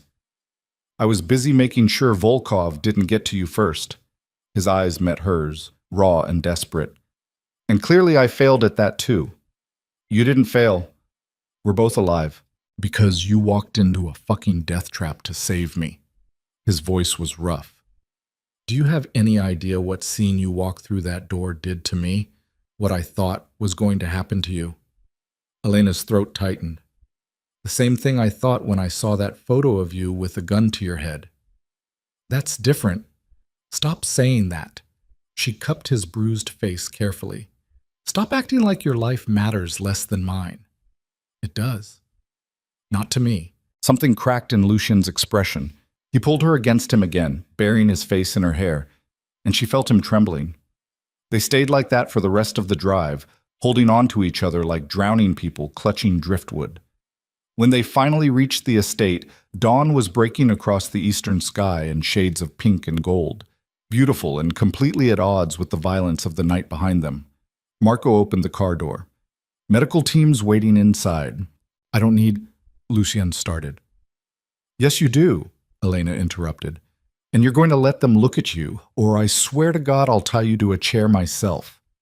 Despite everything, his mouth curved slightly. Bossy. You have no idea. The medical team, a private doctor and 2 nurses who clearly worked for Lucien regularly based on their complete lack of reaction to his injuries, set up in one of the downstairs sitting rooms. They cleaned Lucien's wounds with efficient precision while he sat shirtless on a leather chair, jaw clenched against pain he refused to acknowledge. Elena watched from across the room, arms wrapped around herself, still shaking with residual adrenaline. The cut above his eye required 3 stitches. His ribs were bruised but not broken. The split lip would heal on its own. The doctor wrapped his abraded wrists with careful hands and gave him a prescription for pain medication Lucien would probably never take. You need rest, the doctor said. Real rest. At least 48 hours. Noted.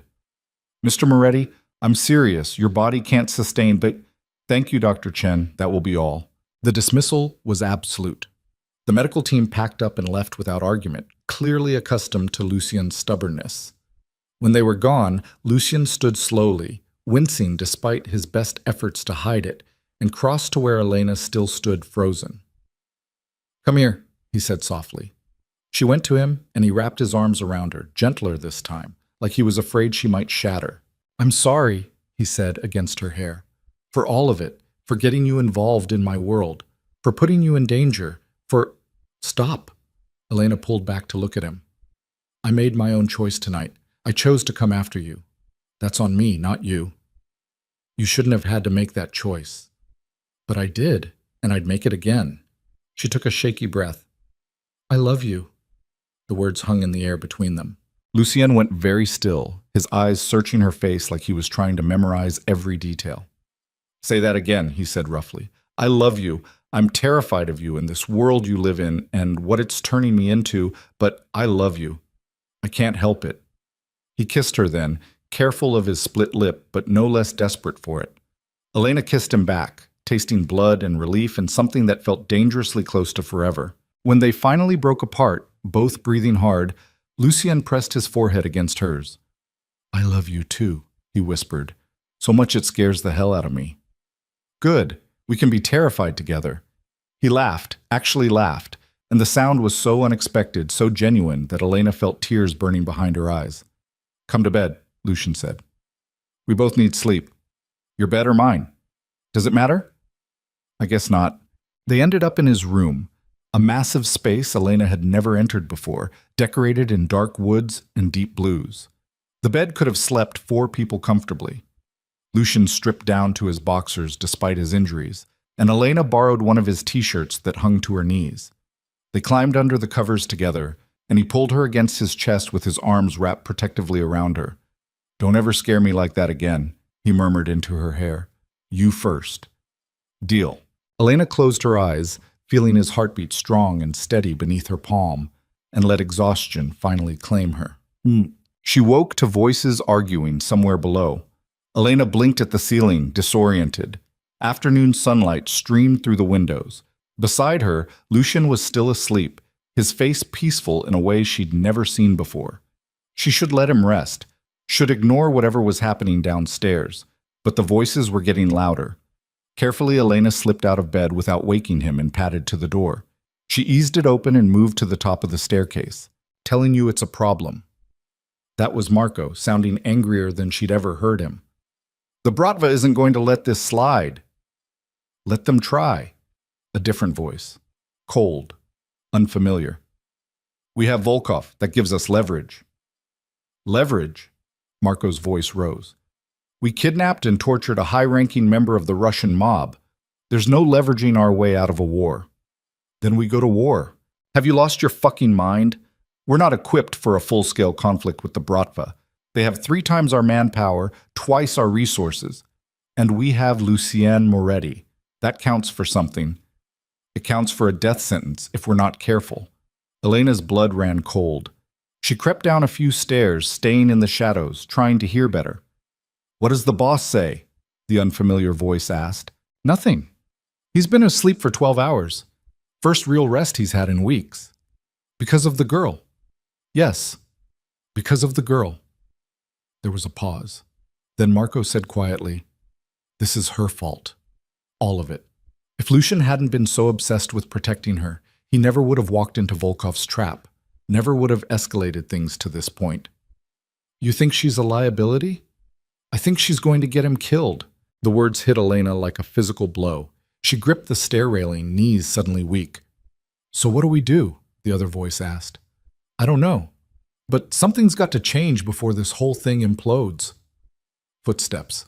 Elena scrambled back upstairs as quietly as possible, slipping into Lucien's room and closing the door just as someone walked down the hallway below. She stood there breathing hard, Marco's words echoing in her head. She's going to get him killed.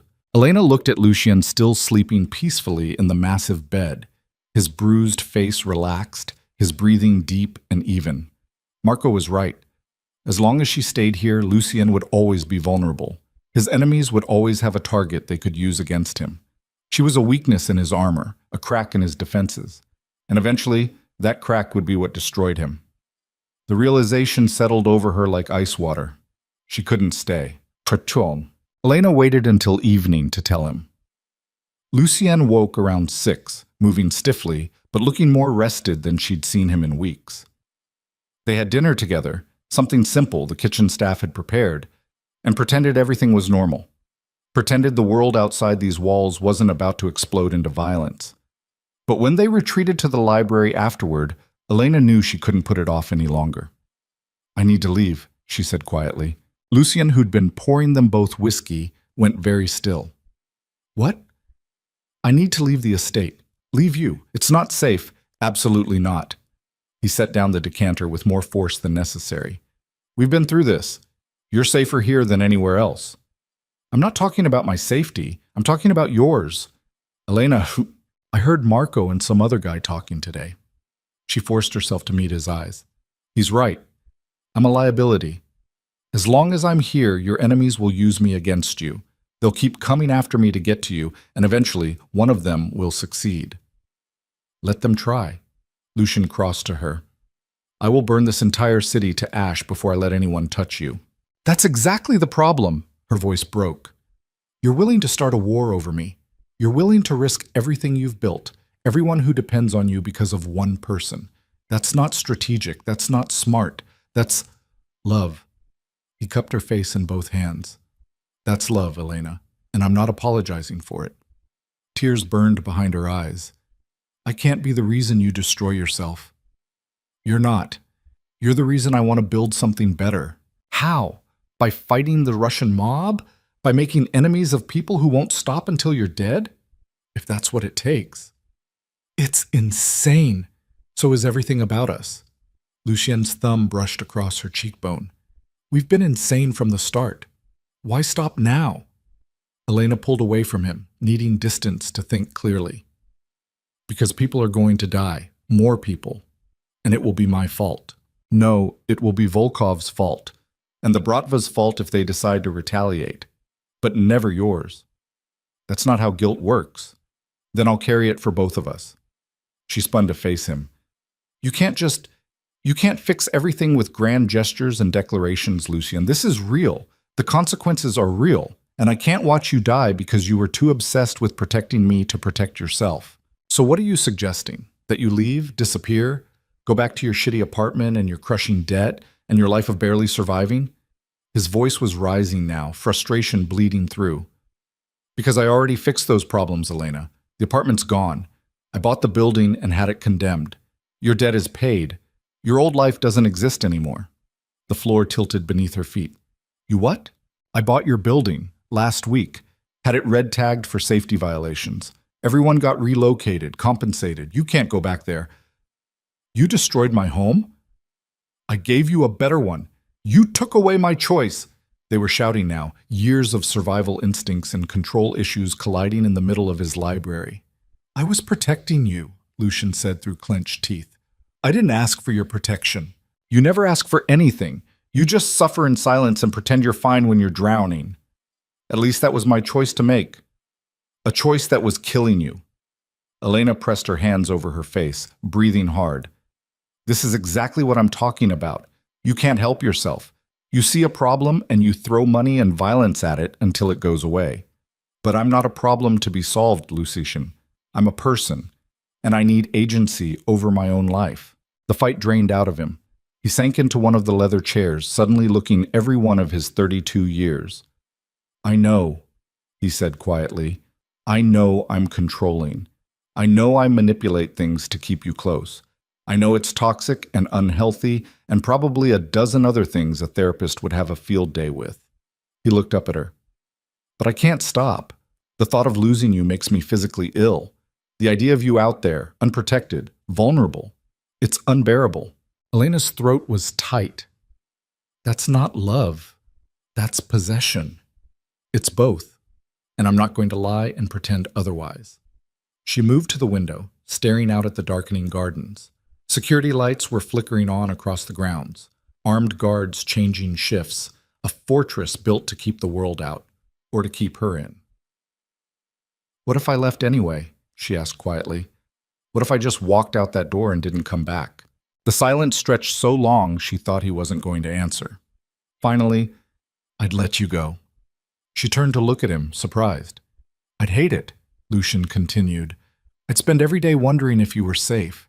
I'd probably have people watching you from a distance to make sure nothing happened to you. But I wouldn't drag you back, wouldn't force you to stay. His eyes met hers. Because as much as I want to keep you here, I want your happiness more, even if that means being without me. Tears were sliding down her face now. You're making this really hard. Good. Because walking away from this should be hard. Elena closed her eyes. I don't know what to do. Then stay. At least until things settle with the Bratva. At least until I know you're not in immediate danger. And then what? Then we figure it out. Together. It was such a small thing he was asking. Just stay. Just a little longer. But Elena understood what it really meant. Stay long enough for the obsession to deepen. Stay long enough that leaving became impossible. Stay long enough to lose herself completely in his world. Okay, she heard herself say. I'll stay, for now. Relief flooded Lucien's expression. He stood and crossed to her, pulling her into his arms. Thank you, he murmured against her hair. Elena held on to him and tried not to think about how much easier it would be to leave now versus in a month, or how she probably wouldn't be strong enough to leave at all. 3 days later, everything exploded. Elena was reading in the library when Marco burst through the door, his face ashen. Where's Lucien? He demanded. In his study. Why? What's wrong? Marco was already gone, running down the hallway. Elena abandoned her book and followed, anxiety clawing at her throat. She reached Lucien's study just as Marco was saying, Confirmed. The Bratva knows we have Volkov. They're demanding his release by midnight, or they're coming for us. Lucien looked up from his desk, his expression unreadable. Let them come. Boss, you're not hearing me. They're not sending a small crew. They're mobilizing everything. Every soldier, every resource. This is an all-out assault. How many? Intel says upwards of 200 men, armed to the teeth. They're not playing around. Elena's stomach dropped. 200? Both men turned to look at her. Lucien's jaw clenched. You shouldn't be hearing this, he said. Too late. She moved further into the room. 200 men against how many? We have about 60 on the grounds, Marco said. Another 40 we can call in within an hour. So we're outnumbered 2-1. At least. And they're coming tonight. Yes. Elena looked at Lucien, seeing the calculation happening behind his eyes. You can't win this. I can hold them off long enough to negotiate. With what leverage? They want Volkov back. If you give him up, I look weak. And every other organization in the city will think they can threaten me and get what they want. And if you don't give him up, everyone in this house dies. The blunt statement hung in the air. Marco cleared his throat. There is another option. I'm listening, Lucien said. We give them you. The temperature in the room dropped about 20 degrees. Explain, Lucien said, voice deadly quiet. Not for real, a trade. You for Volkov. We set it up in neutral territory, make the exchange, but we have shooters in position. The moment Volkov's secured, we extract you. That's insane, Elena said. They'll kill him the second they have him. Not if we have leverage they care about more than revenge. Like what? Marco's eyes flicked to Elena, then away. Understanding crashed over her like ice water. No, absolutely not. It would work, Marco said. They want Lucien dead, but they also want to send a message. If we offer both of you, no. Lucien's voice was absolute. Elena doesn't go anywhere near this. Then we're out of options, boss. We can't fight our way through 200 men. We can't negotiate without leverage. And we can't run because they'll hunt us down anyway. Marco leaned forward. This is the only play that keeps everyone alive. Find another play. There isn't one. Then we fight. And we die. So be it. Lucien slammed his hand on the desk. I'm not using Elena as bait. I'm not putting her in the line of fire. End of discussion. Marco's jaw clenched. You're letting your feelings cloud your judgment. My feelings are the only thing keeping me from putting a bullet in you right now for suggesting I sacrifice her. I'm not suggesting you sacrifice her. I'm suggesting we use her as leverage to save everyone in this house, including her. By putting her in the middle of a hostage exchange with Russian mobsters? By being smart instead of emotional? Enough! Elena's voice cut through their argument. Both men turned to stare at her. Marco's right. Elena, Lucien started. No, listen to me. She moved closer, forcing herself to stay calm despite the terror flooding her system. If we don't do this, everyone dies. You, me, Marco, every guard on this property. All of them have families, children, people who depend on them. I don't care. Yes, you do. You're just too scared to admit it. She took his face in her hands. I trust you to keep me safe. I trust you to make this work. But you have to actually do it instead of letting your fear make decisions. If something happens to you, then we deal with it. Together. Like we have been. Lucien looked at her for a long moment, emotions warring across his face. Finally, he said, I need to think. We don't have time for thinking, Marco said. They'll be here in 8 hours. Then I'll think fast. Get out. Marco left without argument. Elena started to follow, but Lucien caught her wrist. Don't, he said quietly. Don't ask me to risk you. I'm not asking. I'm telling you it's the right move. There has to be another way. There isn't. We both know it. He pulled her against him, holding her so tightly it hurt. I can't lose you. You won't. You don't know that. Neither do you. But standing here arguing about it isn't going to change what needs to happen. She pulled back to look at him. Use me as bait. Set your trap. Get Volkov back to them. And then we end this. And if it goes wrong? Then at least we went down fighting instead of hiding. Lucien's eyes searched her face. Then he kissed her, desperate and claiming and full of fear he couldn't voice. When he pulled away, his expression had shifted into something cold and calculating, the Mafia boss sliding back into place. Get Marco back in here, he said. We're doing this, but we're doing it my way. Look, the plan was insane and probably suicidal, but it was all they had. The exchange would happen at midnight in an abandoned shipyard on the edge of the harbor, neutral ground claimed by neither organization. Lucien and Elena would arrive with Volkov. The Bratva would send their representatives. They'd make the trade. Everyone would walk away. Except Lucien had no intention of letting it go that smoothly. He spent the next 6 hours positioning his entire network. Shooters on nearby rooftops, boats in the harbor, vehicles staged for rapid extraction, every person he trusted armed and ready to move. Elena watched him work from the corner of his study, seeing the transformation from the man who'd held her this morning to the strategic killer who'd built an empire on violence. This was who he really was beneath the expensive suits and careful control. A predator. A weapon. Someone who would burn the world down to protect what was his, and she was choosing to walk into danger beside him anyway. Around 11, Lucien finally looked up from the map spread across his desk. We need to talk about what happens if things go wrong, he said. They won't. Elena, she stood and crossed to him. They won't, because you're too smart and too ruthless to let them, because you have too much to lose. She took his hands. I believe in you, so stop waiting for everything to fall apart and trust yourself. Something shifted in his expression. I don't deserve you. Probably not, but you have me anyway. He kissed her forehead, gentle despite everything. If anything happens, if we get separated or things go sideways, you run. You don't look back. You don't try to save me. You just run, and you keep running until you're safe.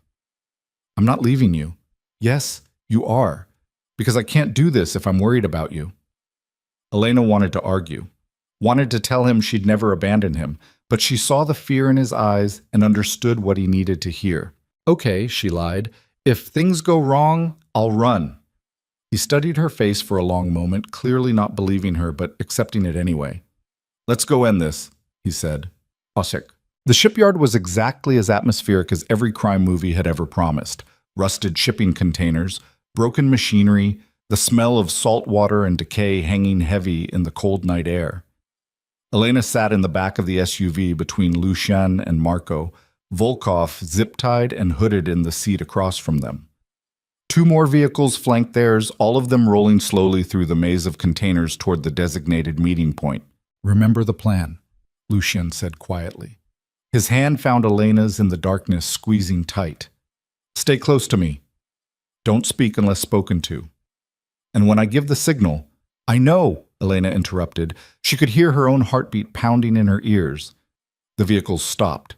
Engines shut off. The sudden silence was deafening. Showtime, Marco said, checking his weapon one final time. They climbed out into the cold night. Elena could see lights in the distance. The Bratva's convoy approaching from the opposite direction. At least a dozen vehicles. Maybe more. Christ, Marco muttered. They brought an army. So did we, Lucien said calmly. They're just better hidden. The Bratva vehicles stopped about 50 yards away. Doors opened. Men poured out, armed, organized, moving with military precision. And walking at the center of them, flanked by bodyguards, was a man Elena had only seen in photographs. Maxim Volkov, Dmitri's older brother, the real power behind the Bratva. He was tall, silver-haired like his brother, but where Dmitri had been cruel, Maxim looked coldly efficient.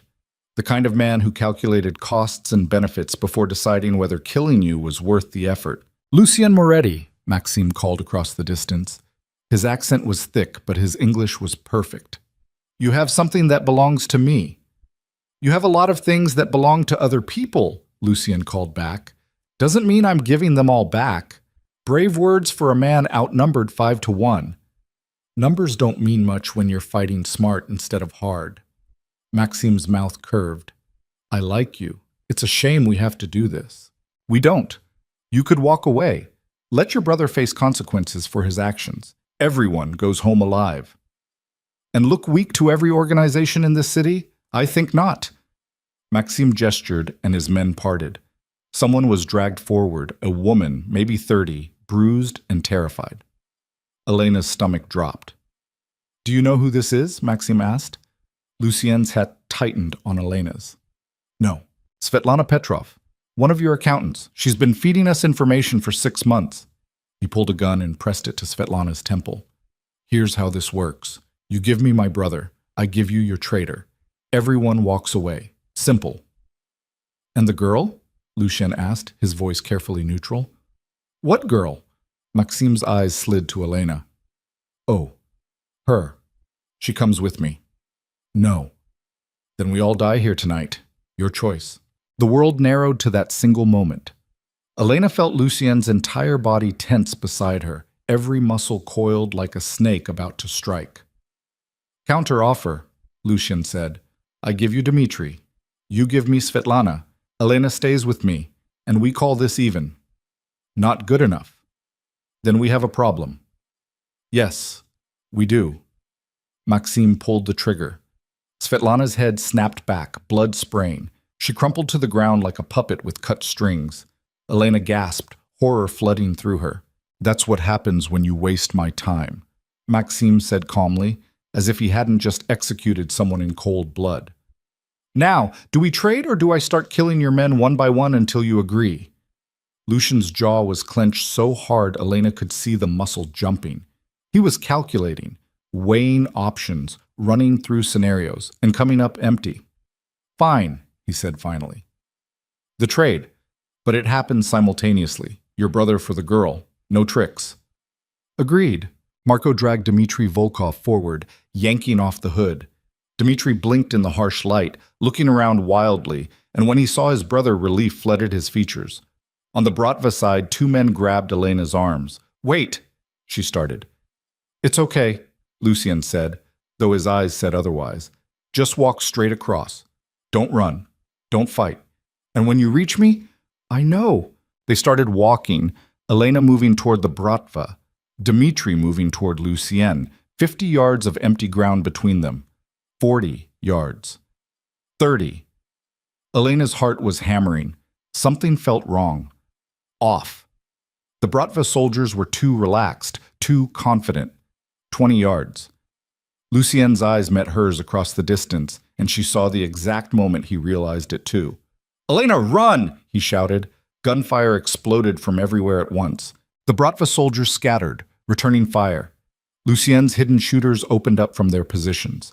Muzzle flashes lit the night like lightning. Someone tackled Elena to the ground. She hit the concrete hard, ears ringing, tasting blood. More gunfire. Screaming. The wet sound of bullets hitting flesh. She tried to get up to see where Lucien was, but rough hands grabbed her, dragging her backward toward the Bratva vehicles. "No!" Elena thrashed, fighting, but whoever had her was too strong. Through the chaos, she caught a glimpse of Lucien fighting hand-to-hand with 2 men, his face covered in blood, his gun lost somewhere in the firefight. Then a hood came down over her head, and she was thrown into the back of a vehicle. Engine roared, tires squealed, and they were moving, driving away from the shipyard, away from Lucien, away from everything. Elena screamed until her throat was raw, but it didn't matter. The Bratva had her, and Lucien couldn't save her this time. They drove for what felt like hours, but was probably only 20 minutes. When the vehicle finally stopped and the hood was ripped off, Elena found herself in some kind of warehouse. Industrial, abandoned, eerily similar to the place where she'd saved Lucien from Dmitri just days ago. Maxim Volkov stood in front of her, perfectly calm despite the blood splattered across his expensive suit. "Welcome," he said pleasantly. "I apologize for the rough handling. My men can be overzealous." Elena's wrists were zip-tied behind her back. Her shoulder throbbed where she'd hit the ground, but she forced herself to meet his eyes without flinching. "Lucien will kill you for this," she said. "Perhaps, if he survives the next hour." Maxime circled her slowly. "You see, this was never about a trade. It was about breaking him. And the best way to break Lucien Moretti is to take away the only thing he's ever truly loved. He'll come for me. I'm counting on it. This whole facility is rigged to explode.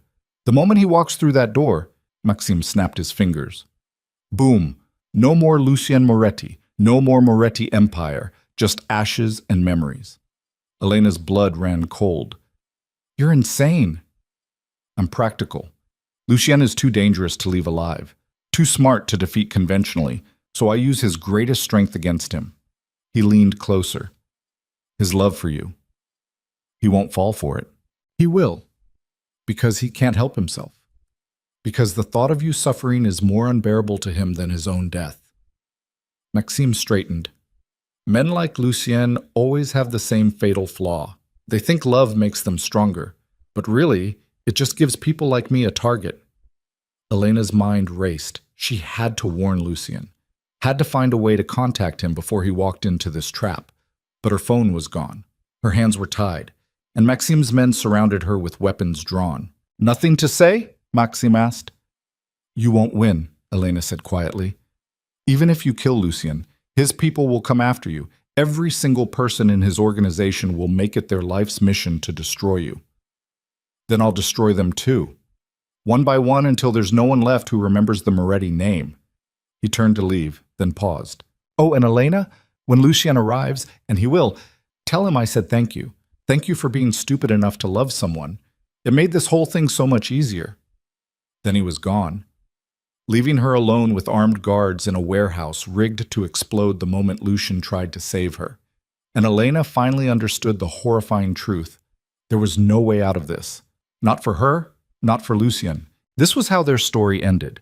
In fire and blood and the ruins of obsession that had burned too hot, too fast, too completely. She closed her eyes and waited for the man she loved to walk into his own execution. Because despite everything, despite the danger, despite the trap, despite knowing it would kill him, Lucien Moretti was going to come for her anyway. That's what love meant in his world, and it was going to destroy them both. Elena had been zip-tied to a metal support beam in the center of the warehouse for 43 minutes when she heard the first explosion. The sound came from somewhere outside, distant but unmistakable. Car bomb, maybe. Or a building going up. Hard to tell. The armed guards around her tensed, fingers tightening on triggers, eyes darting toward the exits. Another explosion, closer this time. Close enough that dust rained down from the rafters. "Boss," one of the guards said into his radio, "we have activity. Multiple." Gunfire cut him off. Not inside the warehouse. Outside. Automatic weapons, lots of them, the sound rolling like thunder. Elena's heart hammered against her ribs. Lucien was here. The guards scrambled into defensive positions, weapons trained on the doors. 6 men, all armed, all professional, all about to die. Because when Lucien Moretti came for what was his, he didn't knock politely. The main entrance exploded inward in a shower of metal and fire. The blast wave knocked 2 guards off their feet. Before they could recover, figures in tactical gear poured through the smoke, moving fast, shooting faster, precise headshots that dropped the Bratva soldiers before they could return fire. It was over in less than 30 seconds. 6 bodies, no survivors. And standing in the wreckage, covered in blood and soot and rage incarnate, was Lucien. Their eyes met across the warehouse, and Elena saw something crack open in his expression. Relief so intense it was almost painful to witness. "Elena." Her name came out like a prayer and a curse. He crossed the space between them in 5 strides, Marco and 3 other men at his back. His hand shook as he pulled a knife and cut through the zip ties binding her wrists. "Are you hurt?" Lucian demanded, checking her over with frantic hands. "Did they touch you? Did they—" I'm okay. Elena grabbed his face, forcing him to look at her. There was a deep gash across his forehead, blood running down the side of his face. His shirt was torn, revealing bruises and what looked like a bullet graze along his ribs. "Jesus Christ, you're bleeding." "Doesn't matter." He pulled her against him so hard she couldn't breathe. "I thought I lost you. When they took you, I thought—" "Lucien, listen to me." Elena pulled back. "This is a trap. The whole building is rigged. Maxime said the moment you walked through the door—" As if summoned by his name, Maxime Volkov's voice echoed through hidden speakers. "Ah, Lucien, right on schedule. I'd say I'm impressed, but honestly, you're painfully predictable." Lucien's entire body went rigid. His hand moved to the gun at his hip. Now, Maxime continued. "No need for violence. Well, no more violence. You've already killed a dozen of my men getting here. Very theatrical." "Show yourself," Lucian snarled. "Why? So you can shoot me?" "I think not. But I will give you a choice. You have 3 minutes before the charges I've placed throughout this building detonate. You can spend those 3 minutes trying to find me, which you won't. I'm in a control room you'll never reach in time. Or you can try to get your precious Elena to safety." A pause. "Clock's ticking. Fuck." Marco was already moving, checking walls and support beams. "Boss, he's not bluffing. I can see the charges. Professional work. This whole place is wired." "Can you disarm them?" Lucien asked. "Not in 3 minutes. We need to go. Now." But Lucien wasn't moving. He was staring at the speaker, jaw clenched, something calculating happening behind his eyes. "Lucien," Elena said quietly, "we have to leave. He wants us to run, which means running is the wrong move." "Or it means he's about to blow us up." "No. If he wanted us dead, we'd already be dead." Lucien turned to Marco. "The control room, where would you put it?" "Somewhere with clear sightlines, somewhere defensible." Marco looked around. "Second floor, north corner. That office area with the reinforced windows." "That's where he is." "Boss, even if you're right, we don't have time, then we make time." Lucien looked at Elena. "Can you run?" "Yes, but—" "Good, because this is going to get ugly." He pulled his gun, checked the magazine, and turned to his men. "Marco, take Elena and 2 men. Get her out through the south exit. There should be a vehicle waiting 3 blocks east." "What about you?" Elena demanded. "I'm going to kill Maxim Volkov." "In 2.5 minutes? Are you insane?" "Probably." He kissed her hard and fast. "Go. Now." "I'm not leaving you." "Yes, you are. Because one of us needs to survive this, and it's going to be you." "Lucien, go!" Marco grabbed Elena's arm, pulling her toward the south exit. She fought against him, still reaching for Lucien, watching him disappear up a staircase with 2 of his men following. "Let me go!" Elena thrashed. "I can't leave him." "He's right," Marco said grimly, dragging her through the door. "One of you needs to make it out." They burst into the night air. The warehouse district was chaos, fires burning in several locations, bodies scattered across the pavement, the sound of sirens in the distance. Marco shoved Elena toward a black SUV parked in an alley. "Get in." "Not without Lucien. He'll make it." "You don't know that." "I know he's survived worse. Now get in the goddamn car." Elena climbed into the back seat, her entire body shaking. Through the vehicle's windows, she could see the warehouse, dark and silent, except for muzzle flashes lighting up the second-floor windows. Lucien was in there, fighting, bleeding, running out of time, and she was supposed to just sit here and wait. The driver started the engine. "No," Elena said. "Stop." "Ma'am, we have orders." "I don't care about your orders." She reached forward and grabbed the driver's shoulder. "Turn off the car." "Miss Vale." "My name is Elena, and the man I love is about to die in that building. So you can either turn off this car, or I will fight all 3 of you and go back in there anyway. Your choice."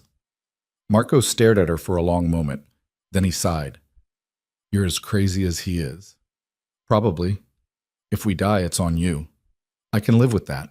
Marco pulled his weapon. Then let's go save the boss. They ran back toward the warehouse just as the 2-minute mark hit. No time for strategy, no time for planning. Just Elena and 3 armed men charging back into the building that was about to explode. The interior was worse than before. More bodies, more blood, smoke thick enough to choke on. Elena could hear gunfire from the 2nd floor, shouting, something crashing. Then Lucian's voice raw with fury. "You should have let her go!" They took the stairs 3 at a time. The 2nd floor opened into a maze of offices and storage rooms. Following the sound of fighting, they found the control room. The door had been blown off its hinges. Inside, Lucian stood over Maxim Volkov, his gun pressed to the older man's temple. Blood ran from a knife wound in Lucian's shoulder, but his hand was steady. "Lucien!" Elena shouted. He looked up, and pure horror crossed his face. "What are you doing here?" "Saving you." "Where's the detonator?" "There isn't one." Maxim laughed, the sound wet. Blood bubbled at the corner of his mouth. "It's on a timer, 90 seconds now, maybe less." "Disarm it," Lucian snarled. "Can't. Once started, can't be stopped. Physics, my friend." Maxim coughed. "We all die here. Together. Poetic, really." "Marco," Lucian said without taking his eyes off Maxim. "Get Elena out, now." "Too late," Marco said, staring at a tablet on the desk. "The charges are networked. The second we try to leave, they blow. We're trapped. Then we find another way." "There is no other way." Elena moved closer, looking at the tablet over Marco's shoulder. The display showed a 3-dimensional map of the warehouse with red dots marking explosive charges. Dozens of them. Enough to level the entire building, and a timer counting down. 73 seconds. "There has to be a manual override," she said. "There is," Maxim wheezed. "Biometric lock. My fingerprint. But I'm afraid I'm not feeling very cooperative." Lucian's finger tightened on the trigger. "Give me one reason not to kill you right now." "Because if I die, my heart stops, and the dead man switch triggers. We explode immediately." Maxim smiled through bloody teeth. "So you can shoot me and we all die, or you can watch the timer run out and we all die. Either way, I win. 60 seconds. Elena's mind raced. There had to be a way out. Had to be something they weren't seeing. The biometric lock. That was the key. "Marco," she said quietly, "can you hack it?" "Not in 60 seconds. "What if you had his fingerprint?" "I'd need the actual finger. The scanner's too sophisticated for a copy." He stopped. Looked at Maxime. Looked at Lucien. "Oh, no," Lucien said. "It's the only way," Elena said. "Absolutely not. We have 50 seconds. I'm not going to—" Lucien broke off, jaw clenched. "There has to be another option." "There isn't, and you know it." Elena moved beside him, looking down at Maxim. "Which finger?" Maxim actually laughed. "Right thumb. But you won't do it. Not in time, not with the—" Lucien shot him through the kneecap. Maxim's scream echoed through the warehouse. Lucien grabbed the older man's right hand, pulled out his knife, and in one brutal motion severed the thumb at the joint. Maxim's scream intensified. Lucien ignored it, grabbing the severed digit and pressing it to the tablet's sensor. The scanner blinked red. Access denied. "Wrong finger," Marco said desperately. "He said right thumb. Try the left." 40 seconds. Lucien grabbed Maxim's left hand, ignoring the man's weakening struggles, and pressed the left thumb to the scanner. Still red. Access denied. "He's lying," Elena said. "It's not a thumb." "We don't have time to try every finger." "Then we guess." Elena looked at Maxim, seeing the cruel amusement in his eyes despite his pain. "It's not his dominant hand. Too obvious. And not a thumb because he told us thumbs. It's misdirection." 30 seconds. "Right hand, index finger," Elena said with sudden certainty. "How do you know?" "I don't. But we're out of time." Lucien looked at her for a split second, then made the call. He grabbed Maxim's right index finger and the knife came down. Blood sprayed. Maxime was barely conscious now, his screams reduced to whimpers. Lucien pressed the severed finger to the scanner. 20 seconds. The tablet blinked. Blinked again. Access granted. "Disarm it!" Elena shouted. Marco's fingers flew across the screen, navigating menus, entering codes, working with desperate speed. 15 seconds. There's a confirmation sequence. Skip it. I can't. It's hard-coded. 10 seconds. Elena grabbed Lucian's hand, their fingers interlacing. If they were going to die, at least they'd die together. 5 seconds. Got it! Marco hit the final button. The timer froze at 0003. For a long moment, nobody moved. Nobody breathed. Then the tablet screen changed to green text. Disarmed. Elena's legs gave out. Lucian caught her, holding her against him as they both sank to the floor. Around them, his men were checking the building, confirming the charges were actually disabled. It's over, Lucian said into her hair. It's finally over. Elena just held on to him, shaking too hard to speak. On the floor a few feet away, Maxim Volkov was barely conscious, blood pooling around his mutilated hands. You won't get away with this. Bratva will come. Let them, Lucian said flatly. He pulled out his phone and made a call. It's done. Maxim Volkov is alive, barely. I'm sending you the location. Bring the Bratva leadership here. All of them. It's time we ended this properly. He hung up and looked down at Maxim. Here's what's going to happen. Your organization's leaders are going to see what I did to you. They're going to understand what happens when someone threatens what's mine. And then they're going to make a choice, peace or extinction. I don't care which. They'll choose war. Then I'll show them war. But this time, I won't be fighting to defend. I'll be fighting to erase every single person who shares your bloodline. Lucian's voice was absolute zero. You took her. You hurt her. You tried to kill us both. And now you're going to be the lesson that teaches everyone else never to make that mistake again. Maxim's eyes widened with understanding and fear. You're not going to kill me, he whispered. No. Death would be mercy, and I'm all out of mercy. But 3 hours later, Elena sat in the back of an SUV outside the warehouse, wrapped in Lucian's jacket, watching as black luxury cars rolled up one by one. The Bratva leadership had arrived. She could see them through the vehicle's tinted windows. Powerful men in expensive suits, faces carved from stone, flanked by bodyguards. They entered the warehouse where Maxim waited, still alive, still suffering, a living example of what happened when you crossed Lucian Moretti. Marco stood outside the vehicle, weapon ready, along with a dozen other armed men. They were taking no chances. This could still go wrong, Elena said quietly. It won't, Lucian replied. He sat beside her, his wounds bandaged by the same medical team that had arrived with his reinforcements. They're pragmatic. They'll see Maxim and understand that continuing this war will cost them more than it's worth. And if they don't, then we finish it tonight, one way or another. Elena looked at him, really looked at him, and saw the exhaustion carved into every line of his face, the weight of violence, the cost of survival. How much longer can you keep doing this? She asked. As long as I have to. That's not an answer. Lucian took her hand, his thumb tracing circles against her palm. I'm tired, Elena. So fucking tired. I've been fighting for so long, I barely remember what peace feels like. But I'll keep fighting as long as necessary to keep you safe, to keep us safe. What if I told you I wanted out? Out of this life, out of this world, out of everything. He was quiet for a long moment. Do you? I don't know. Part of me wants to run as far and fast as possible. The other part knows I'd never make it 3 days without missing you so much it hurt. That's the problem with loving someone in this world. It binds you to the darkness whether you want it or not. Is that what we are? Bound? We're beyond bound. We're fused. I don't know where I end and you begin anymore. Elena rested her head against his shoulder. That should terrify me. Does it? Not as much as it should. They sat in silence, watching the warehouse, waiting to see if tonight would end in peace or bloodshed. 20 minutes later, the Bratva leadership emerged.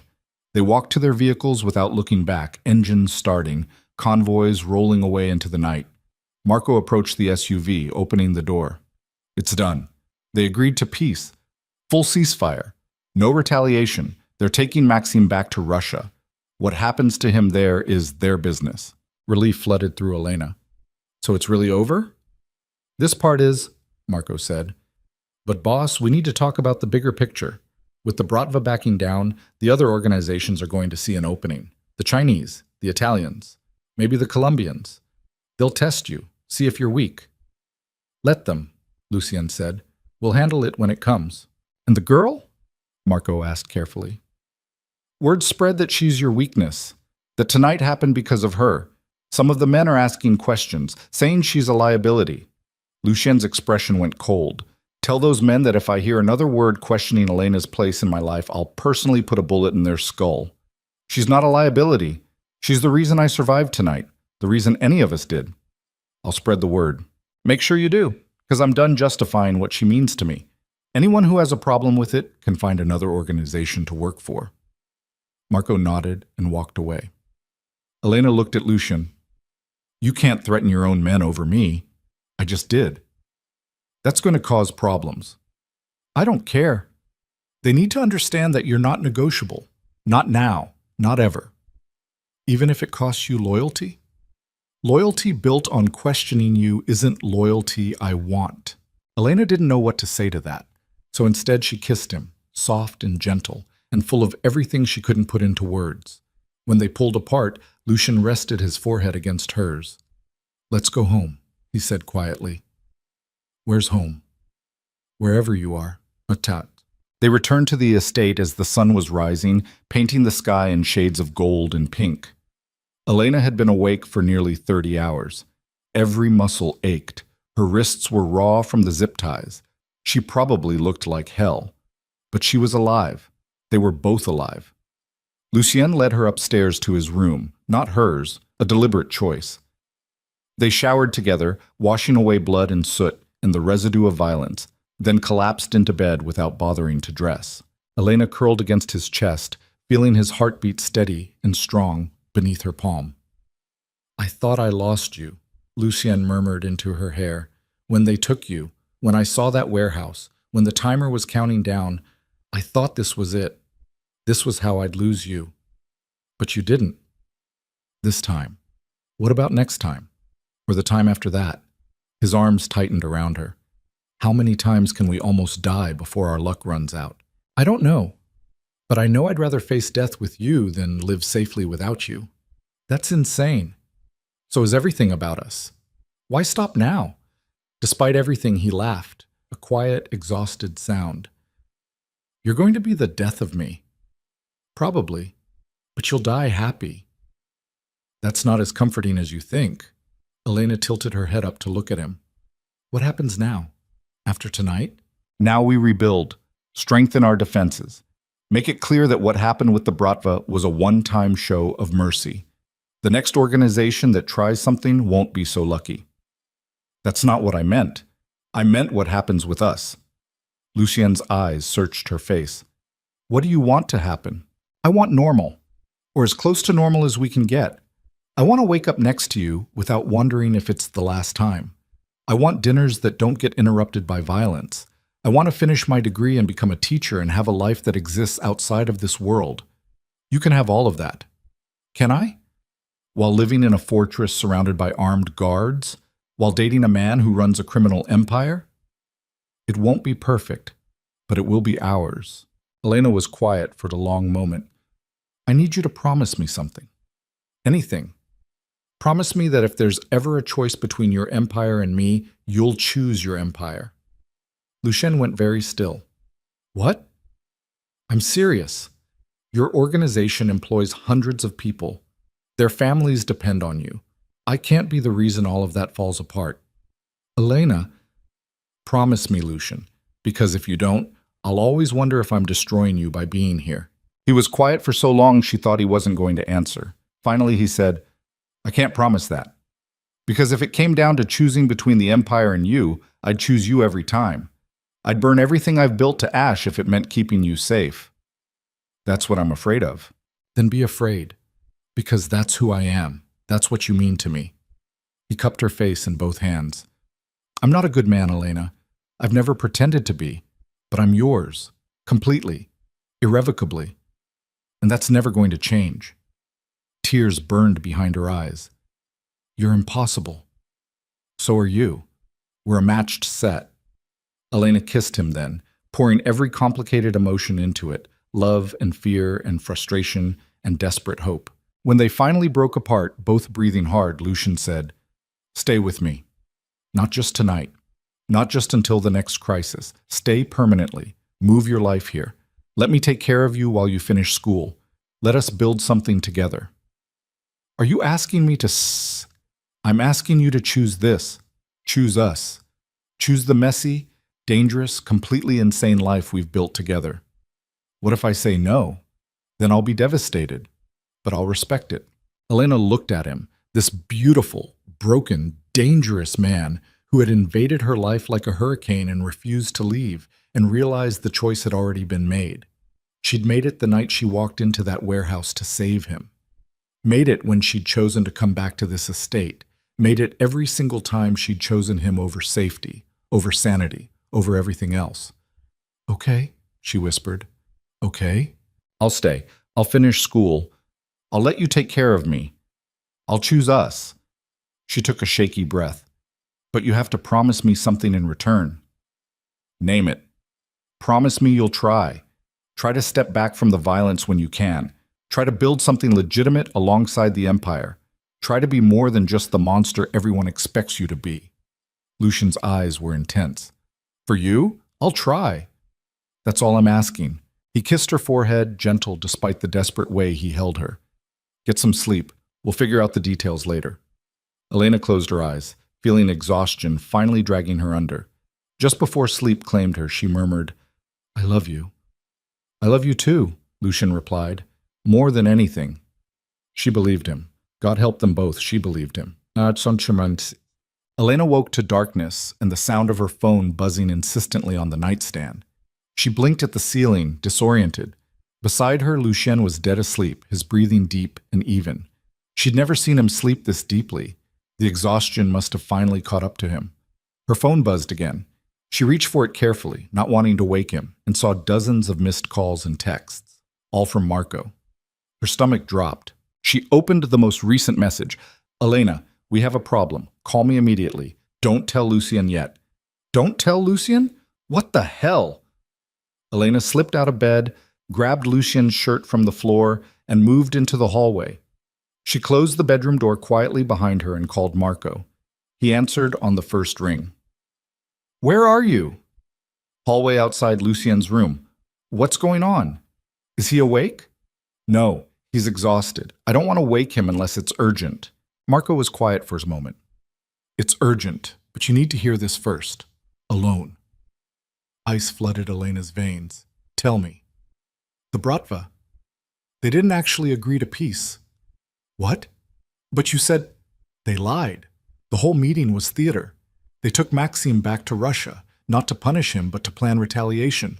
And Elena—" His voice dropped. "They're not coming after Lucien." Understanding crashed over her. "They're coming after me." "Yes. Intel says they're sending a hit squad, professional, ruthless. They've been tracking your movements, learning your patterns. They know you leave the estate sometimes for errands, know you're planning to go back to school." "When?" "Could be days, could be hours. We don't know." Elena's hand shook. "So what do I do?" "That's the problem. Lucien will want to lock you down, keep you in the estate 24/7, surround you with so much security you can't breathe, and that's exactly what they want. They want me to be a prisoner, want him to be so focused on protecting me that he can't run his empire." Elena closed her eyes. "It's a psychological attack." "Exactly. They know they can't beat him in open war, so they're trying to destroy him from the inside by making you the weakness that consumes him." "What do I do, Marco?" "That's your call." "But Elena—" He took a breath. "If you really love him, if you want what's best for him, you might need to consider leaving, disappearing. Let him think you walked away. Give him a chance to move on." "He'd never move on." "He might if he thought you chose to leave, if he thought you couldn't handle this life." Elena's throat was tight. "You're asking me to break his heart to save his life. I'm asking you to make the hard choice, because someone has to." She stood there in the dark hallway, wearing Lucien's shirt, knowing he was sleeping peacefully 20 feet away, completely unaware that the woman he loved was about to be forced into an impossible decision. Stay and become the weakness that destroyed him, or leave and destroy him a different way. Behind her, the bedroom door opened. Lucian stood there, shirtless and sleep-rumpled, his eyes immediately finding hers in the darkness. "What's wrong?" he asked. Elena looked at him, this beautiful, dangerous, completely devoted man, and felt her heart crack wide open. "We need to talk," she said quietly. And she knew, with absolute certainty, that nothing would ever be the same after this conversation. Lucian stood in the doorway of his bedroom, the dim hallway light casting shadows across his face, and Elena saw the exact moment he understood something was terribly wrong. "What happened?" His voice was still rough with sleep, but his eyes had sharpened, the predator waking beneath the exhaustion. Elena's hand tightened around her phone. Marco was still on the line, silent, waiting. "I need to call you back," she said quietly into the phone. "Elena, don't tell him without me there. Let me—" She hung up. Lucien crossed to her in 3 strides. "Who was that?" "Marco." "At 4 in the morning? What did he say?" Elena took a breath, steadying herself. The Bratva lied. They're not honoring the ceasefire. They're planning retaliation. She watched the information process across his face, the initial flash of rage, then calculation, then grim acceptance. He'd probably expected this. Men like Maxim Volkov didn't surrender easily. "How long do we have?" Lucien asked. "Days, maybe. They're sending professionals." "Then we prepare, double security, lock down the estate. I'll have Marco—" "They're not coming after you, Lucien." He stopped mid-sentence. "What?" "They're coming after me. It's a psychological operation. They want to make me the weakness that consumes you. Want you so focused on protecting me that you can't function, can't lead, can't think straight." Understanding dawned in his eyes, followed immediately by fury so intense Elena took an involuntary step back. "No," Lucien said flatly. "Absolutely not. They don't get to use you as a weapon against me. They already are. And as long as I'm here, they always will be. Then we eliminate them. Every single person connected to the Bratva. I'll burn Russia to the ground if I have to." "And how many of your people die in that war? How many families lose fathers and brothers and sons because you're fighting to protect one person?" "I don't care." "I do." Elena's voice rose. "I care, Lucien. Those people have lives, children, futures, and you're willing to sacrifice all of them for me." "Yes," without hesitation. The absolute certainty in his voice should have been romantic. Instead, it terrified her. "That's not love," Elena said quietly. "That's obsession, and it's going to destroy both of us." Lucian's jaw clenched. "What are you saying?" "I'm saying maybe Marco was right. Maybe the best thing I can do for you is leave. Disappear. Let you tell everyone I couldn't handle this life and walked away. Give your enemies nothing to target." "No." "Lucien, no." He grabbed her shoulders, not roughly, but with desperate intensity. "You're not leaving. I won't let you." "You can't stop me." "Watch me." They stared at each other, both breathing hard, the space between them crackling with anger and fear and love so intense it felt like suffocation. "You promised me," Elena said. "You promised if I wanted to leave, you'd let me go." "That was before the Bratva. Before I almost lost you. Before I understood exactly how far I'd go to keep you." His hands tightened on her shoulders. "I can't let you walk away, Elena. It would kill me. And watching you destroy yourself and everyone around you to protect me is killing me." Tears burned her eyes. "Don't you see? They've already won. They've turned me into exactly what they wanted, the thing that breaks you. You're not breaking me. You're the only thing holding me together. That's the problem. You shouldn't need me to hold you together. You should be strong enough on your own. I'm not. I never have been. I've just been good at pretending." Lucian's voice cracked. "You want the truth? Before you, I was empty, going through motions, running an empire I didn't give a shit about because it was expected, because my father built it and I inherited it, and that was just what I did. But I wasn't living, I was existing. And then I saw you at that airport, and for the first time in 32 years, I wanted something, really wanted it. Wanted you so badly it physically hurt. That's not healthy. I don't care if it's healthy. I care that it's real, that you made me feel human again, that every day with you is worth 1,000 days without you. He pulled her closer. So no, I'm not letting you leave. I'm not letting the Bratva or anyone else take you from me. And if that makes me a monster, fine. I'll be a monster, as long as I'm your monster. Elena's tears were falling freely now. You're not listening to me. Because you're wrong. You think leaving will save me, but it won't. It will destroy me in a different way, slower, more painful. Every day without you will be a reminder of what I lost. You'll move on eventually. No, I won't. Because I can't. Because you're it for me, Elena. The only woman I will ever love. The only person I will ever choose over the Empire, over logic, over my own survival. His forehead pressed against hers. So if you want to leave, if you really truly want to walk away from this, you're going to have to do it while I'm standing right here begging you not to. Elena closed her eyes, feeling his breath against her face, his hands trembling slightly on her shoulders. She could leave, could walk out that door and never look back, could save him from the war that was coming. But Marco's voice echoed in her head. If you really love him, you might need to consider leaving. Did she love him enough to destroy him to save him? Or did she love him enough to stay and face whatever came next together? I don't know what to do, Elena whispered. Then let me decide. Let me choose this. Choose you. Choose us, no matter the cost. The cost might be everything. Then I'll pay it. Gladly. Elena pulled back to look at him, seeing the desperation and fierce devotion written in every line of his face. If I stay, she said slowly, things have to change.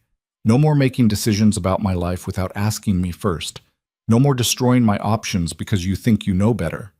I need agency, Lucian. Real agency, not the illusion of choice. Done. And you have to promise me that if there's a way to end this without mass casualties, if there's a diplomatic solution that doesn't involve burning Russia to the ground, you'll at least consider it. His jaw clenched, but he nodded. I'll consider it. That's all I'm asking. Lucian exhaled shakily. So you're staying? I'm staying, but on one condition. Anything. We face this together. No more trying to protect me by keeping me in the dark. No more sending me away while you handle the dangerous parts. If we're doing this, we're doing it as partners. Elena, I can't put you in danger, Shamam. I'm already in danger. The Bratva already wants me dead. Keeping me locked in this estate doesn't change that. It just makes me a prisoner instead of a partner. She took his face in both hands. Trust me. Trust that I'm strong enough to stand beside you instead of hiding behind you. Lucian looked at her for a long moment, conflict playing across his features. Finally, he said, Okay, partners. But if things go sideways, then we handle it together. He kissed her then, desperate and relieved and full of promises neither of them was sure they could keep. When they finally broke apart, Elena said, We should call Marco back, figure out our next move. In a minute. Lucian pulled her against his chest, holding her like he was afraid she might evaporate. Just let me hold you for one more minute. Elena wrapped her arms around him and let herself be held, feeling his heartbeat strong and steady beneath her palm. They were about to walk into fire, but at least they'd burn together. By dawn, Lucien's entire inner circle had assembled in the estate's main conference room, a space Elena had never seen before, dominated by a massive table and screens showing surveillance feeds from across the city. Marco stood at the head of the table, looking like he hadn't slept. When Elena entered with Lucien, his eyes widened slightly. You told him, Marco said. She told me, Lucien confirmed, and we're handling it together. Bring everyone up to speed. Marco exchanged glances with the other men around the table, all hard-faced, all dangerous, all clearly uncertain about Elena's presence. With all respect, boss, one of them said carefully. Is it wise to discuss strategy in front of— Finish that sentence and you're fired, Lucien interrupted. Elena stays. She's part of this. Anyone have a problem with that? Silence. Good. Marco, the intel. Marco pulled up images on the main screen. The Bratva is sending a 6-person team, ex-military, specialized in kidnapping and interrogation. They're flying into the city tomorrow night, which gives us roughly 36 hours to prepare. How do we know they're coming tomorrow? Elena asked. We have someone inside their organization. Low level, but reliable. He confirmed the timeline. And the target? Lucien's voice was ice. Elena, they want her alive. The plan is to grab her, use her as leverage to get you to surrender territory and resources, then kill you both anyway.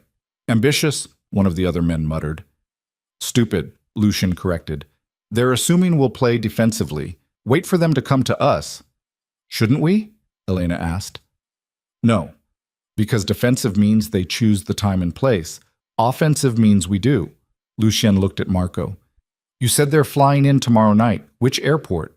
Private airstrip outside the city. They've rented a hangar. Then that's where we hit them, before they ever get close to Elena. Boss, that's risky. We'd be attacking on unfamiliar ground, better than letting them set up and plan their move. Lucien's eyes were calculating. We take them out the moment they land, fast, clean, surgical. Send a message to the Bratva that Elena is off limits. And if killing these 6 just makes them send 12 more? Elena asked quietly. Then we kill those 12, and the next group, and the next, until they understand that the cost of coming after you is more than they're willing to pay. Elena's stomach turned. This was the man she'd fallen in love with, capable of casual discussion about mass murder like it was a business decision, because to him, it was. There's another option, Marco said carefully. I'm listening. We use Elena as bait. Every man in the room went silent. Lucien's expression turned deadly. Explain, he said, voice dangerously quiet. Very carefully. We let them think they're succeeding. Let Elena be somewhere they can grab her, but we control the location, the timing, everything. We have shooters in position. The moment they make their move, we eliminate them and anyone backing them up. Absolutely not. It's the smartest play, but I said no. Lucien, Elena's voice cut through the tension. Let him finish. Elena, let him finish. Marco continued quickly. It's not actually dangerous if we do it right. Elena wears a tracker, body armor under her clothes. We have snipers covering every angle. She's never actually in real danger, but the Bratva thinks she is. And when we take out their team, we make sure at least one survives to report back what happened. Why? Elena asked. Because a story is more powerful than a body count. If one of them survives and tells the Bratva leadership exactly how badly they failed, how thoroughly we anticipated their move, how completely we owned them, that's demoralizing.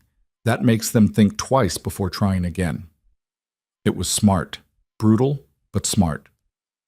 Elena looked at Lucien and saw the internal war playing across his face.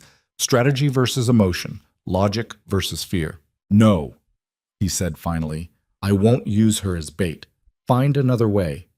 There is no other way then we go with my plan. We hit them at the airstrip. Final decision. Marco's jaw clenched, but he nodded. Understood. The meeting continued for another hour, Lucien and his men discussing tactics and positions and contingencies. Elena listened, learning the vocabulary of violence, understanding for the first time exactly how Lucien's world operated. When they finally broke, the other men filed out, leaving just Elena, Lucien, and Marco. You're making a mistake, Marco said quietly. The airstrip plan is too risky, too many variables we can't control. And using Elena as bait isn't risky? Not if we do it right. There is no doing it right when it comes to putting her in danger. Marco looked at Elena. Talk to him. Make him see reason. Don't, Lucien warned. Don't put her in the middle of this. She's already in the middle of this. She has been since the moment you decided to pursue her. Marco's voice was hard. And now we all have to live with the consequences. He walked out, leaving the words hanging in the air. Lucien turned to Elena, and she saw the guilt written in his expression. He's not wrong, Lucien said quietly. This is my fault. I brought you into this world, made you a target. If I just left you alone that night at the airport, then I'd still be drowning in debt and exhaustion, working myself to death for minimum wage. Elena moved closer to him. Yes, your world is dangerous. Yes, I'm a target now, but I'm also alive in a way I haven't been in years. I have a future. I have hope. I have you. She took his hands. So stop apologizing for giving me a life worth protecting. Even if protecting it means violence. Even then. Lucien pulled her against him, and they stood there in the empty conference room, holding each other while the weight of what was coming pressed down around them. Tomorrow night, Lucien said against her hair. One way or another, this ends tomorrow night.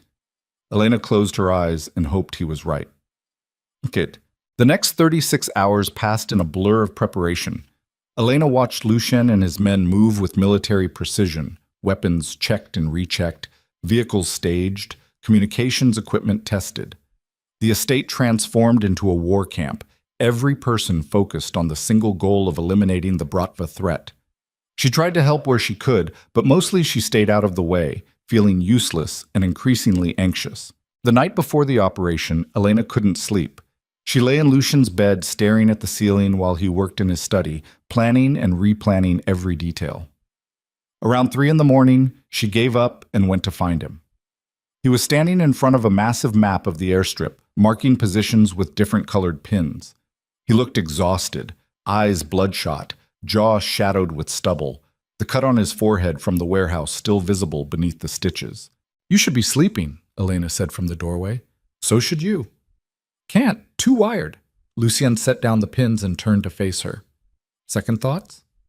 About staying? No. About tomorrow? Yes. She moved into the room. What if something goes wrong? It won't. But what if it does? He was quiet for a moment. Then he said, if something goes wrong, Marco knows what to do.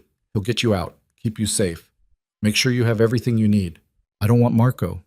I want you. I know, but if I don't make it, don't. Elena pressed a finger to his lips. Don't talk like that, like you're already dead. I'm being practical. You're being fatalistic. There's a difference. Lucien caught her hand, pressing a kiss to her palm. I've made a lot of enemies over the years, Elena. Done things I'm not proud of. Hurt people who probably didn't deserve it. If tomorrow is when that debt comes due, it's not. Because you're too smart and too ruthless to let it be. She moved closer. Stop planning your own funeral and come to bed. I have work. The work will still be here in 5 hours. You won't be any good to anyone if you're too exhausted to think straight. He looked at her for a long moment, then nodded. 5 hours. Then we finish this. They went back to bed, and this time when Elena curled against his chest, Lucien wrapped his arms around her and actually closed his eyes. She felt him relax by degrees, muscles loosening, breathing deepening, finally letting go of the control that defined him. I love you, Elena whispered into the darkness. I love you too, Lucien murmured, already half asleep. More than anything. She believed him, and she prayed it would be enough to keep them both alive. The next evening arrived with brutal efficiency. Elena stood in Lucien's bedroom while he strapped on body armor and checked his weapons with practiced ease. She'd never seen him like this, fully in his element, transformed from the man who cooked her breakfast into the predator who'd built an empire on violence. Stay here, Lucien said, holstering his gun. Marco's leaving 2 men with you. They're under orders to get you out if anything goes wrong. What if I don't want to stay here? Elena, I mean it. What if I want to come with you? Absolutely not. Why? You said we're partners. Partners doesn't mean I let you walk into a firefight. He cupped her face. Please, let me do this without worrying about you getting shot. Elena wanted to argue, wanted to insist on being there, but she saw the fear beneath his determination and understood what he needed. Okay, she said quietly, I'll stay. But you come back to me. That's not negotiable. I always come back to you. He kissed her then, deep and claiming and full of unspoken promises. When he pulled away, his eyes were molten. This time tomorrow, this is over, Lucien said, and we can finally breathe. I'm holding you to that. Good. He left, and Elena stood at the bedroom window watching his convoy roll down the driveway toward the gates. Marco was in the lead vehicle, Lucien in the second, a dozen armed men distributed between 5 SUVs, an army going to war. She watched until the taillights disappeared into the darkness, then turned away from the window. The 2 guards Lucien had left stood outside her door, young guys, both nervous, both probably wishing they were with the main force instead of babysitting duty.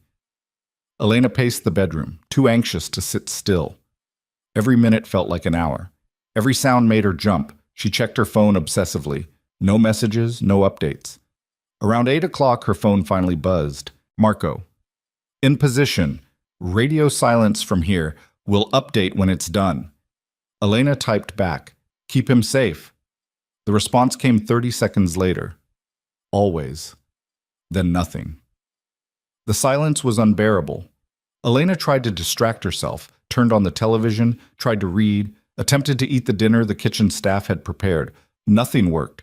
Her mind kept conjuring worst-case scenarios. Lucien bleeding out on concrete, ambushed, outnumbered, dying alone while she sat safe in his mansion. Around 9:30, she heard shouting from downstairs. Elena's blood went cold. She moved to her door, pressing her ear against it. More shouting, crashes, gunfire. Oh, God. One of her guards burst into the room, his young face pale. We have to go. Now. What's happening? They're here. Inside the estate. I don't know how, but they're here. Who's here? The Bratva. They sent a second team. While everyone was at the airstrip, they hit the estate. It was a diversion. The whole thing had been a diversion to draw Lucien and his men away. How many? Elena demanded. At least a dozen. Maybe more. We need to get you to the panic room. Gunfire erupted directly outside her door. The guard spun, raising his weapon, but bullets tore through the wood, punching through his chest before he could fire. He dropped, dead before he hit the floor. Elena screamed, scrambling backward. The door exploded inward. Men poured through, Russian, armed, moving with professional efficiency. One of them grabbed Elena before she could run, zip-tying her wrists while another pressed a gun to her temple. Scream and I kill you, he said in heavily accented English. Elena's mind was racing. Lucien was at the airstrip, miles away, engaged with a threat that didn't exist. This was it. This was how they'd planned it all along. She was dragged downstairs through hallways littered with bodies, guards who'd fought and died trying to protect her. The estate that had felt like a fortress was revealed as exactly what it had always been, a cage with pretty bars. They shoved her into the back of a van waiting in the circular driveway. 3 men climbed in with her, weapons trained on her chest. Where are you taking me? Elena asked, trying to keep her voice steady. Somewhere your boyfriend will come looking for you, one of them replied. And when he does, we'll be waiting. The van doors slammed shut, and they pulled away from the estate at high speed. Elena closed her eyes, feeling tears of rage and fear sliding down her face. She'd stayed. She'd chosen this life, chosen Lucien, and now she was going to die for it. They drove for 20 minutes before pulling into what looked like an abandoned industrial complex. Elena was dragged out of the van and through a maze of rusted machinery and broken equipment until they reached a large open space. Maxim Volkov stood in the center, his hands bandaged, but his eyes bright with cruel amusement. Hello again, Elena, he said pleasantly. We seem to keep meeting under unfortunate circumstances. You're supposed to be in Russia, Elena said. I was. Briefly. Long enough to plan this properly. He circled her slowly. You see, the first attempt was sloppy, emotional. My brother Dmitri let his rage cloud his judgment, but me? I'm patient, strategic. I waited until Lucian's guard was down, until he thought he'd won. He'll kill you for this. Perhaps, if he makes it here alive. Maxime smiled. You see, the team at the airstrip? They're not there to grab them. They're there to keep them busy, distracted, while we spring the real trap here. And when Lucien arrives, and he will, because he can't help himself, we'll be ready. Understanding crashed over Elena. This wasn't about kidnapping her. This was about using her to draw Lucien into a kill box. How many men do you have? She asked. Enough. More than enough to handle whatever force he brings. Maxime's expression hardened. Your boyfriend has caused me considerable pain and embarrassment, Elena. Cost me territory, money, reputation. Tonight, I take all of that back, and I do it by breaking him completely before I kill him. He won't come alone. I'm counting on it. The more men he brings, the more I get to destroy. It's almost poetic. Elena's mind raced. She had to warn Lucien, had to find a way to... Her phone. They'd taken her hands but not searched her thoroughly. Her phone was still in her jacket pocket. If she could just get to it. Send one message. What now? Elena asked, trying to buy time. You just wait here for him to show up? More or less, though first, Maxime gestured to one of his men. Make sure she can't warn him. Rough hands searched her, finding the phone immediately. They pulled it out, and Maxime took it, looking at the screen. 17 missed calls from your beloved, he noted. How touching. Let's give him an update, shall we? He opened the camera app, pointed it at Elena, and took a photo. Then he sent it to Lucien with a message. Come alone, or she dies screaming. There, Maxime said, pocketing the phone. Now we wait. Elena was zip-tied to a metal chair in the center of the open space. Maxime's men took up positions around the perimeter, on catwalks, behind machinery, in sniper nests. A perfect ambush. Lucien was walking into a massacre, and there was nothing she could do to stop it. He arrived exactly 23 minutes later. Elena heard the vehicles before she saw them. Multiple engines, approaching fast. The Bratva soldiers tensed, fingers on triggers, waiting for the signal. Then Lucien's voice echoed through the industrial complex, amplified somehow. I'm here! Let her go! Come inside, Maxime called back. Alone, or I start removing her fingers. A pause, then, I'm coming in. Weapons down. Lucien, no! Elena screamed. It's a trap! They have... One of the guards hit her hard enough that stars exploded across her vision. Quiet, Maxime hissed. The main entrance opened. Lucien walked through, hands raised, no visible weapons. He looked like he'd run through hell to get here. Covered in soot and blood, his armor cracked, his eyes wild. But the moment he saw Elena, relief flooded his features. I'm here, he said. Let her go. Let her go. Maxime laughed.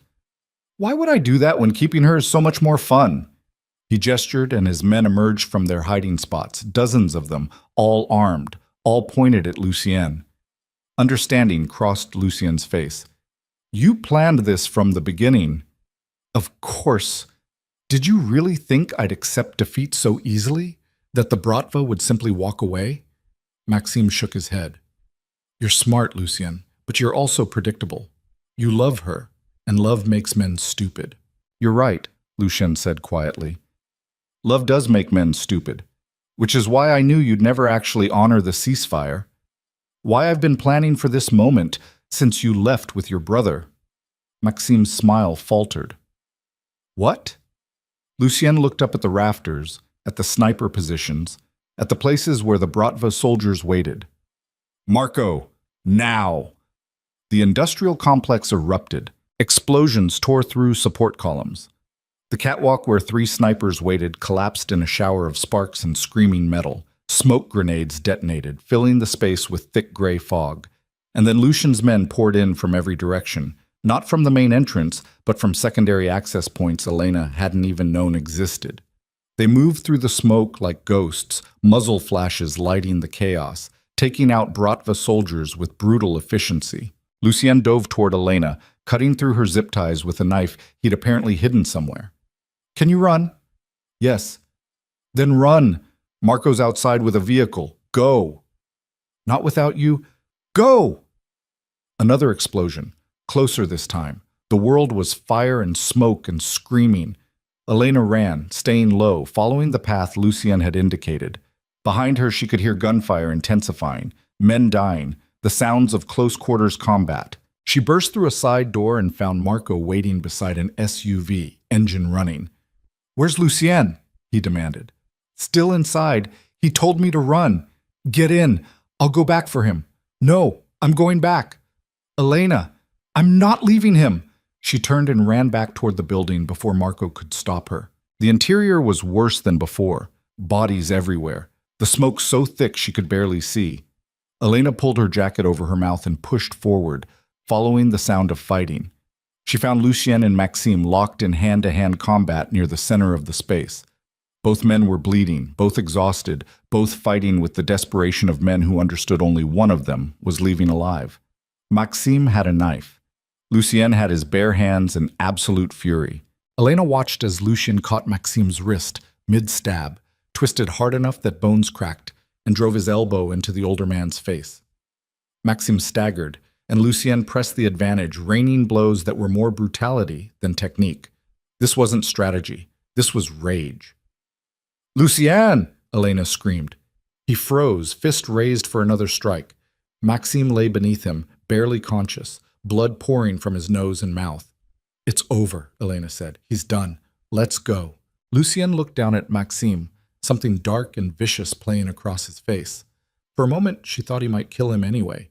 Then he stood, grabbing Maxime by the collar and dragging him toward the exit. "Marco!" he shouted. "I'm bringing him out!" They stumbled into the night air together. Lucien, Elena, and a barely alive Maxim Volkov.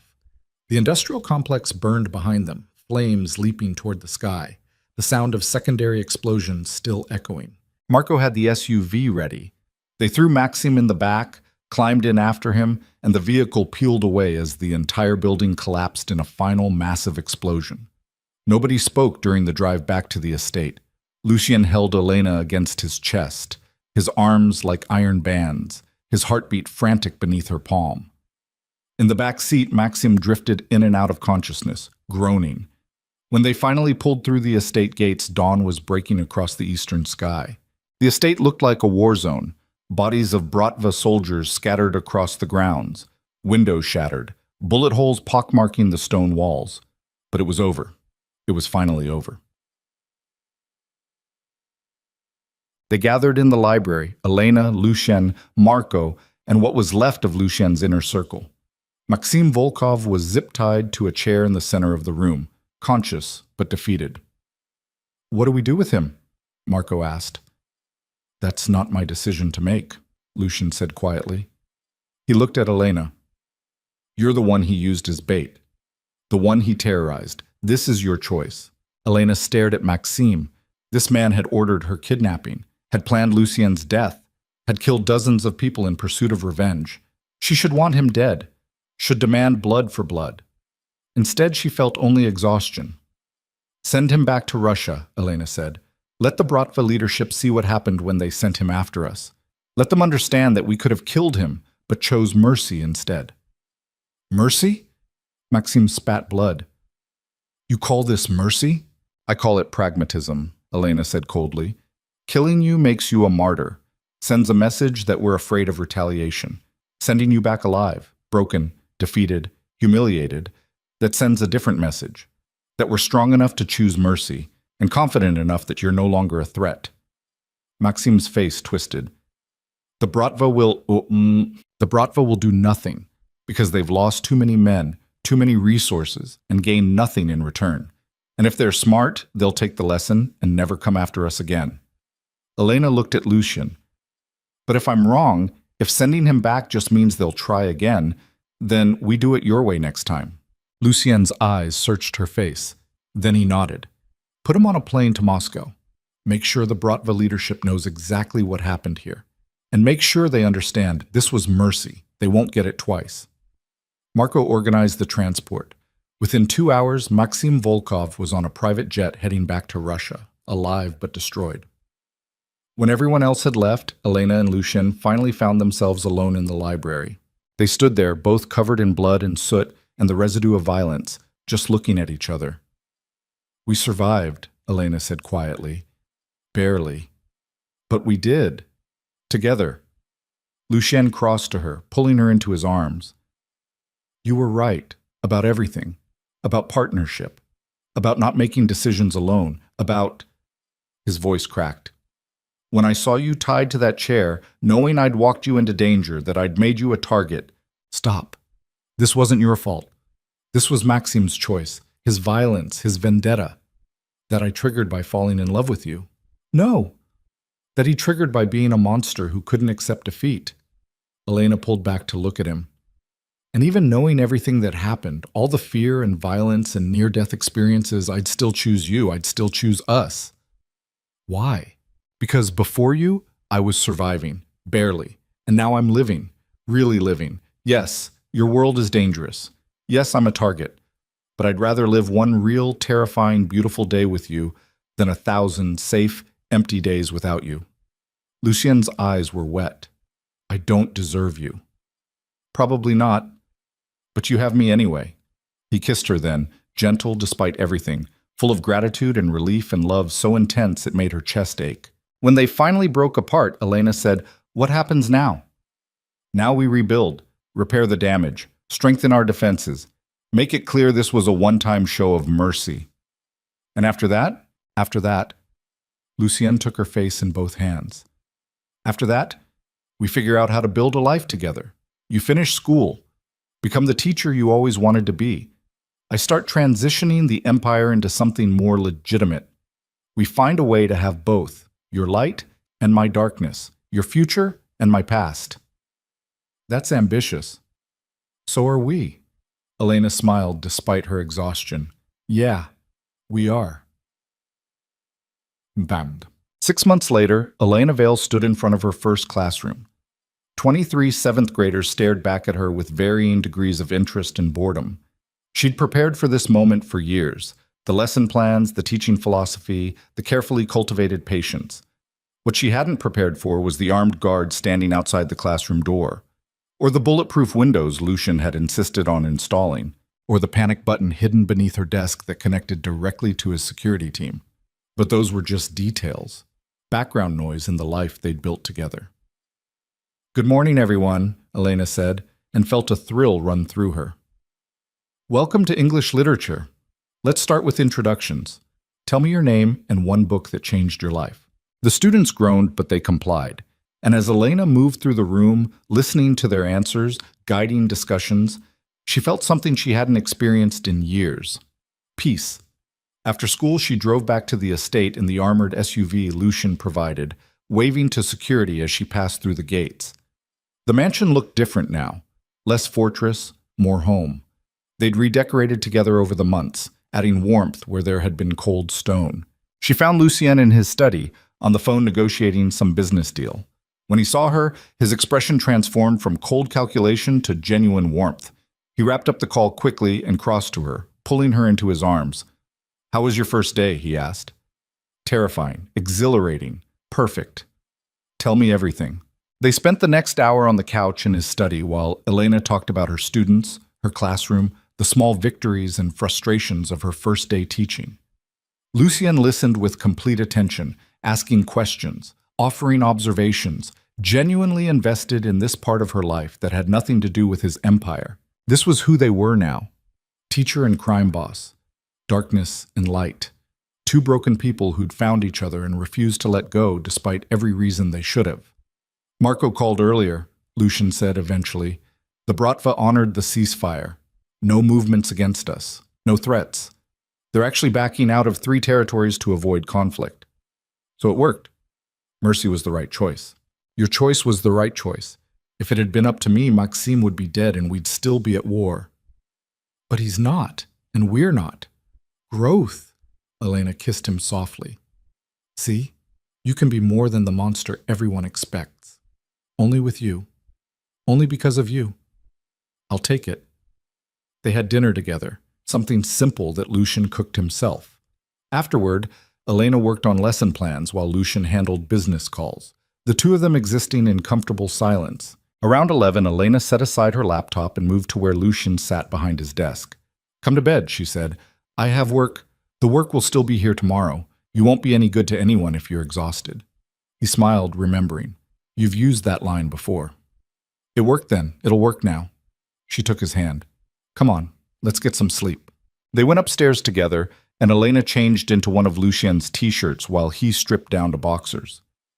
They climbed into bed, the same bed where they'd held each other after near-death experiences, where they'd planned strategy, where they'd built intimacy, piece by careful piece. "Thank you," Lucian said into the darkness. "For what? For staying, for choosing this, for believing I could be more than what I was. You don't have to thank me for loving you. I know. But I want to anyway." Elena curled against his chest, feeling his heartbeat steady beneath her palm. "Do you ever regret it? Falling in love with me? All the chaos it caused? Never. Not for 1 second. Even when I almost got you killed? Even then. Because you also saved my life. Not just physically, though you did that too, but you made me want to be better, want to build something worth protecting instead of just destroying what threatens me. Elena's throat was tight. I love you. So much. I love you too. More than anything. They fell asleep like that, tangled together, breathing in sync. Outside the mansion walls, the world continued its dangerous dance. Criminal empires rising and falling, violence lurking in shadows, threats waiting for moments of weakness. But inside those walls, Elena and Lucien had built something the darkness couldn't touch. Not perfect, not safe, but real. And maybe, Elena thought as sleep finally claimed her, maybe that was enough. Maybe love, messy and complicated and absolutely terrifying, was always enough, as long as you were brave enough to fight for it. 1 year later, Elena stood in the gardens of the Moretti estate beneath blooming cherry blossoms, wearing a simple white dress, her hand clasped in Lucien's. The ceremony was small, just Marco and a few of Lucien's most trusted people as witnesses. No elaborate decorations, no grand pronouncements, just two people who'd survived hell together, promising to face whatever came next as partners. Do you take this man, the officiant asked, to have and to hold, for better or worse, in violence and in peace, until death do you part? Elena looked at Lucien, this beautiful, dangerous, completely devoted man who'd invaded her life like a hurricane and refused to leave, and felt her heart overflow. I do, she said clearly. And do you take this woman? Yes, Lucien interrupted. Whatever the question is, the answer is yes. I take her. I choose her. I'm hers. In every way that matters. The officiant smiled. Then by the power vested in me, I pronounce you husband and wife. Lucien kissed her before the words were even finished, desperate and claiming and full of promises they'd already proven they could keep. When they finally broke apart, Elena whispered, We made it.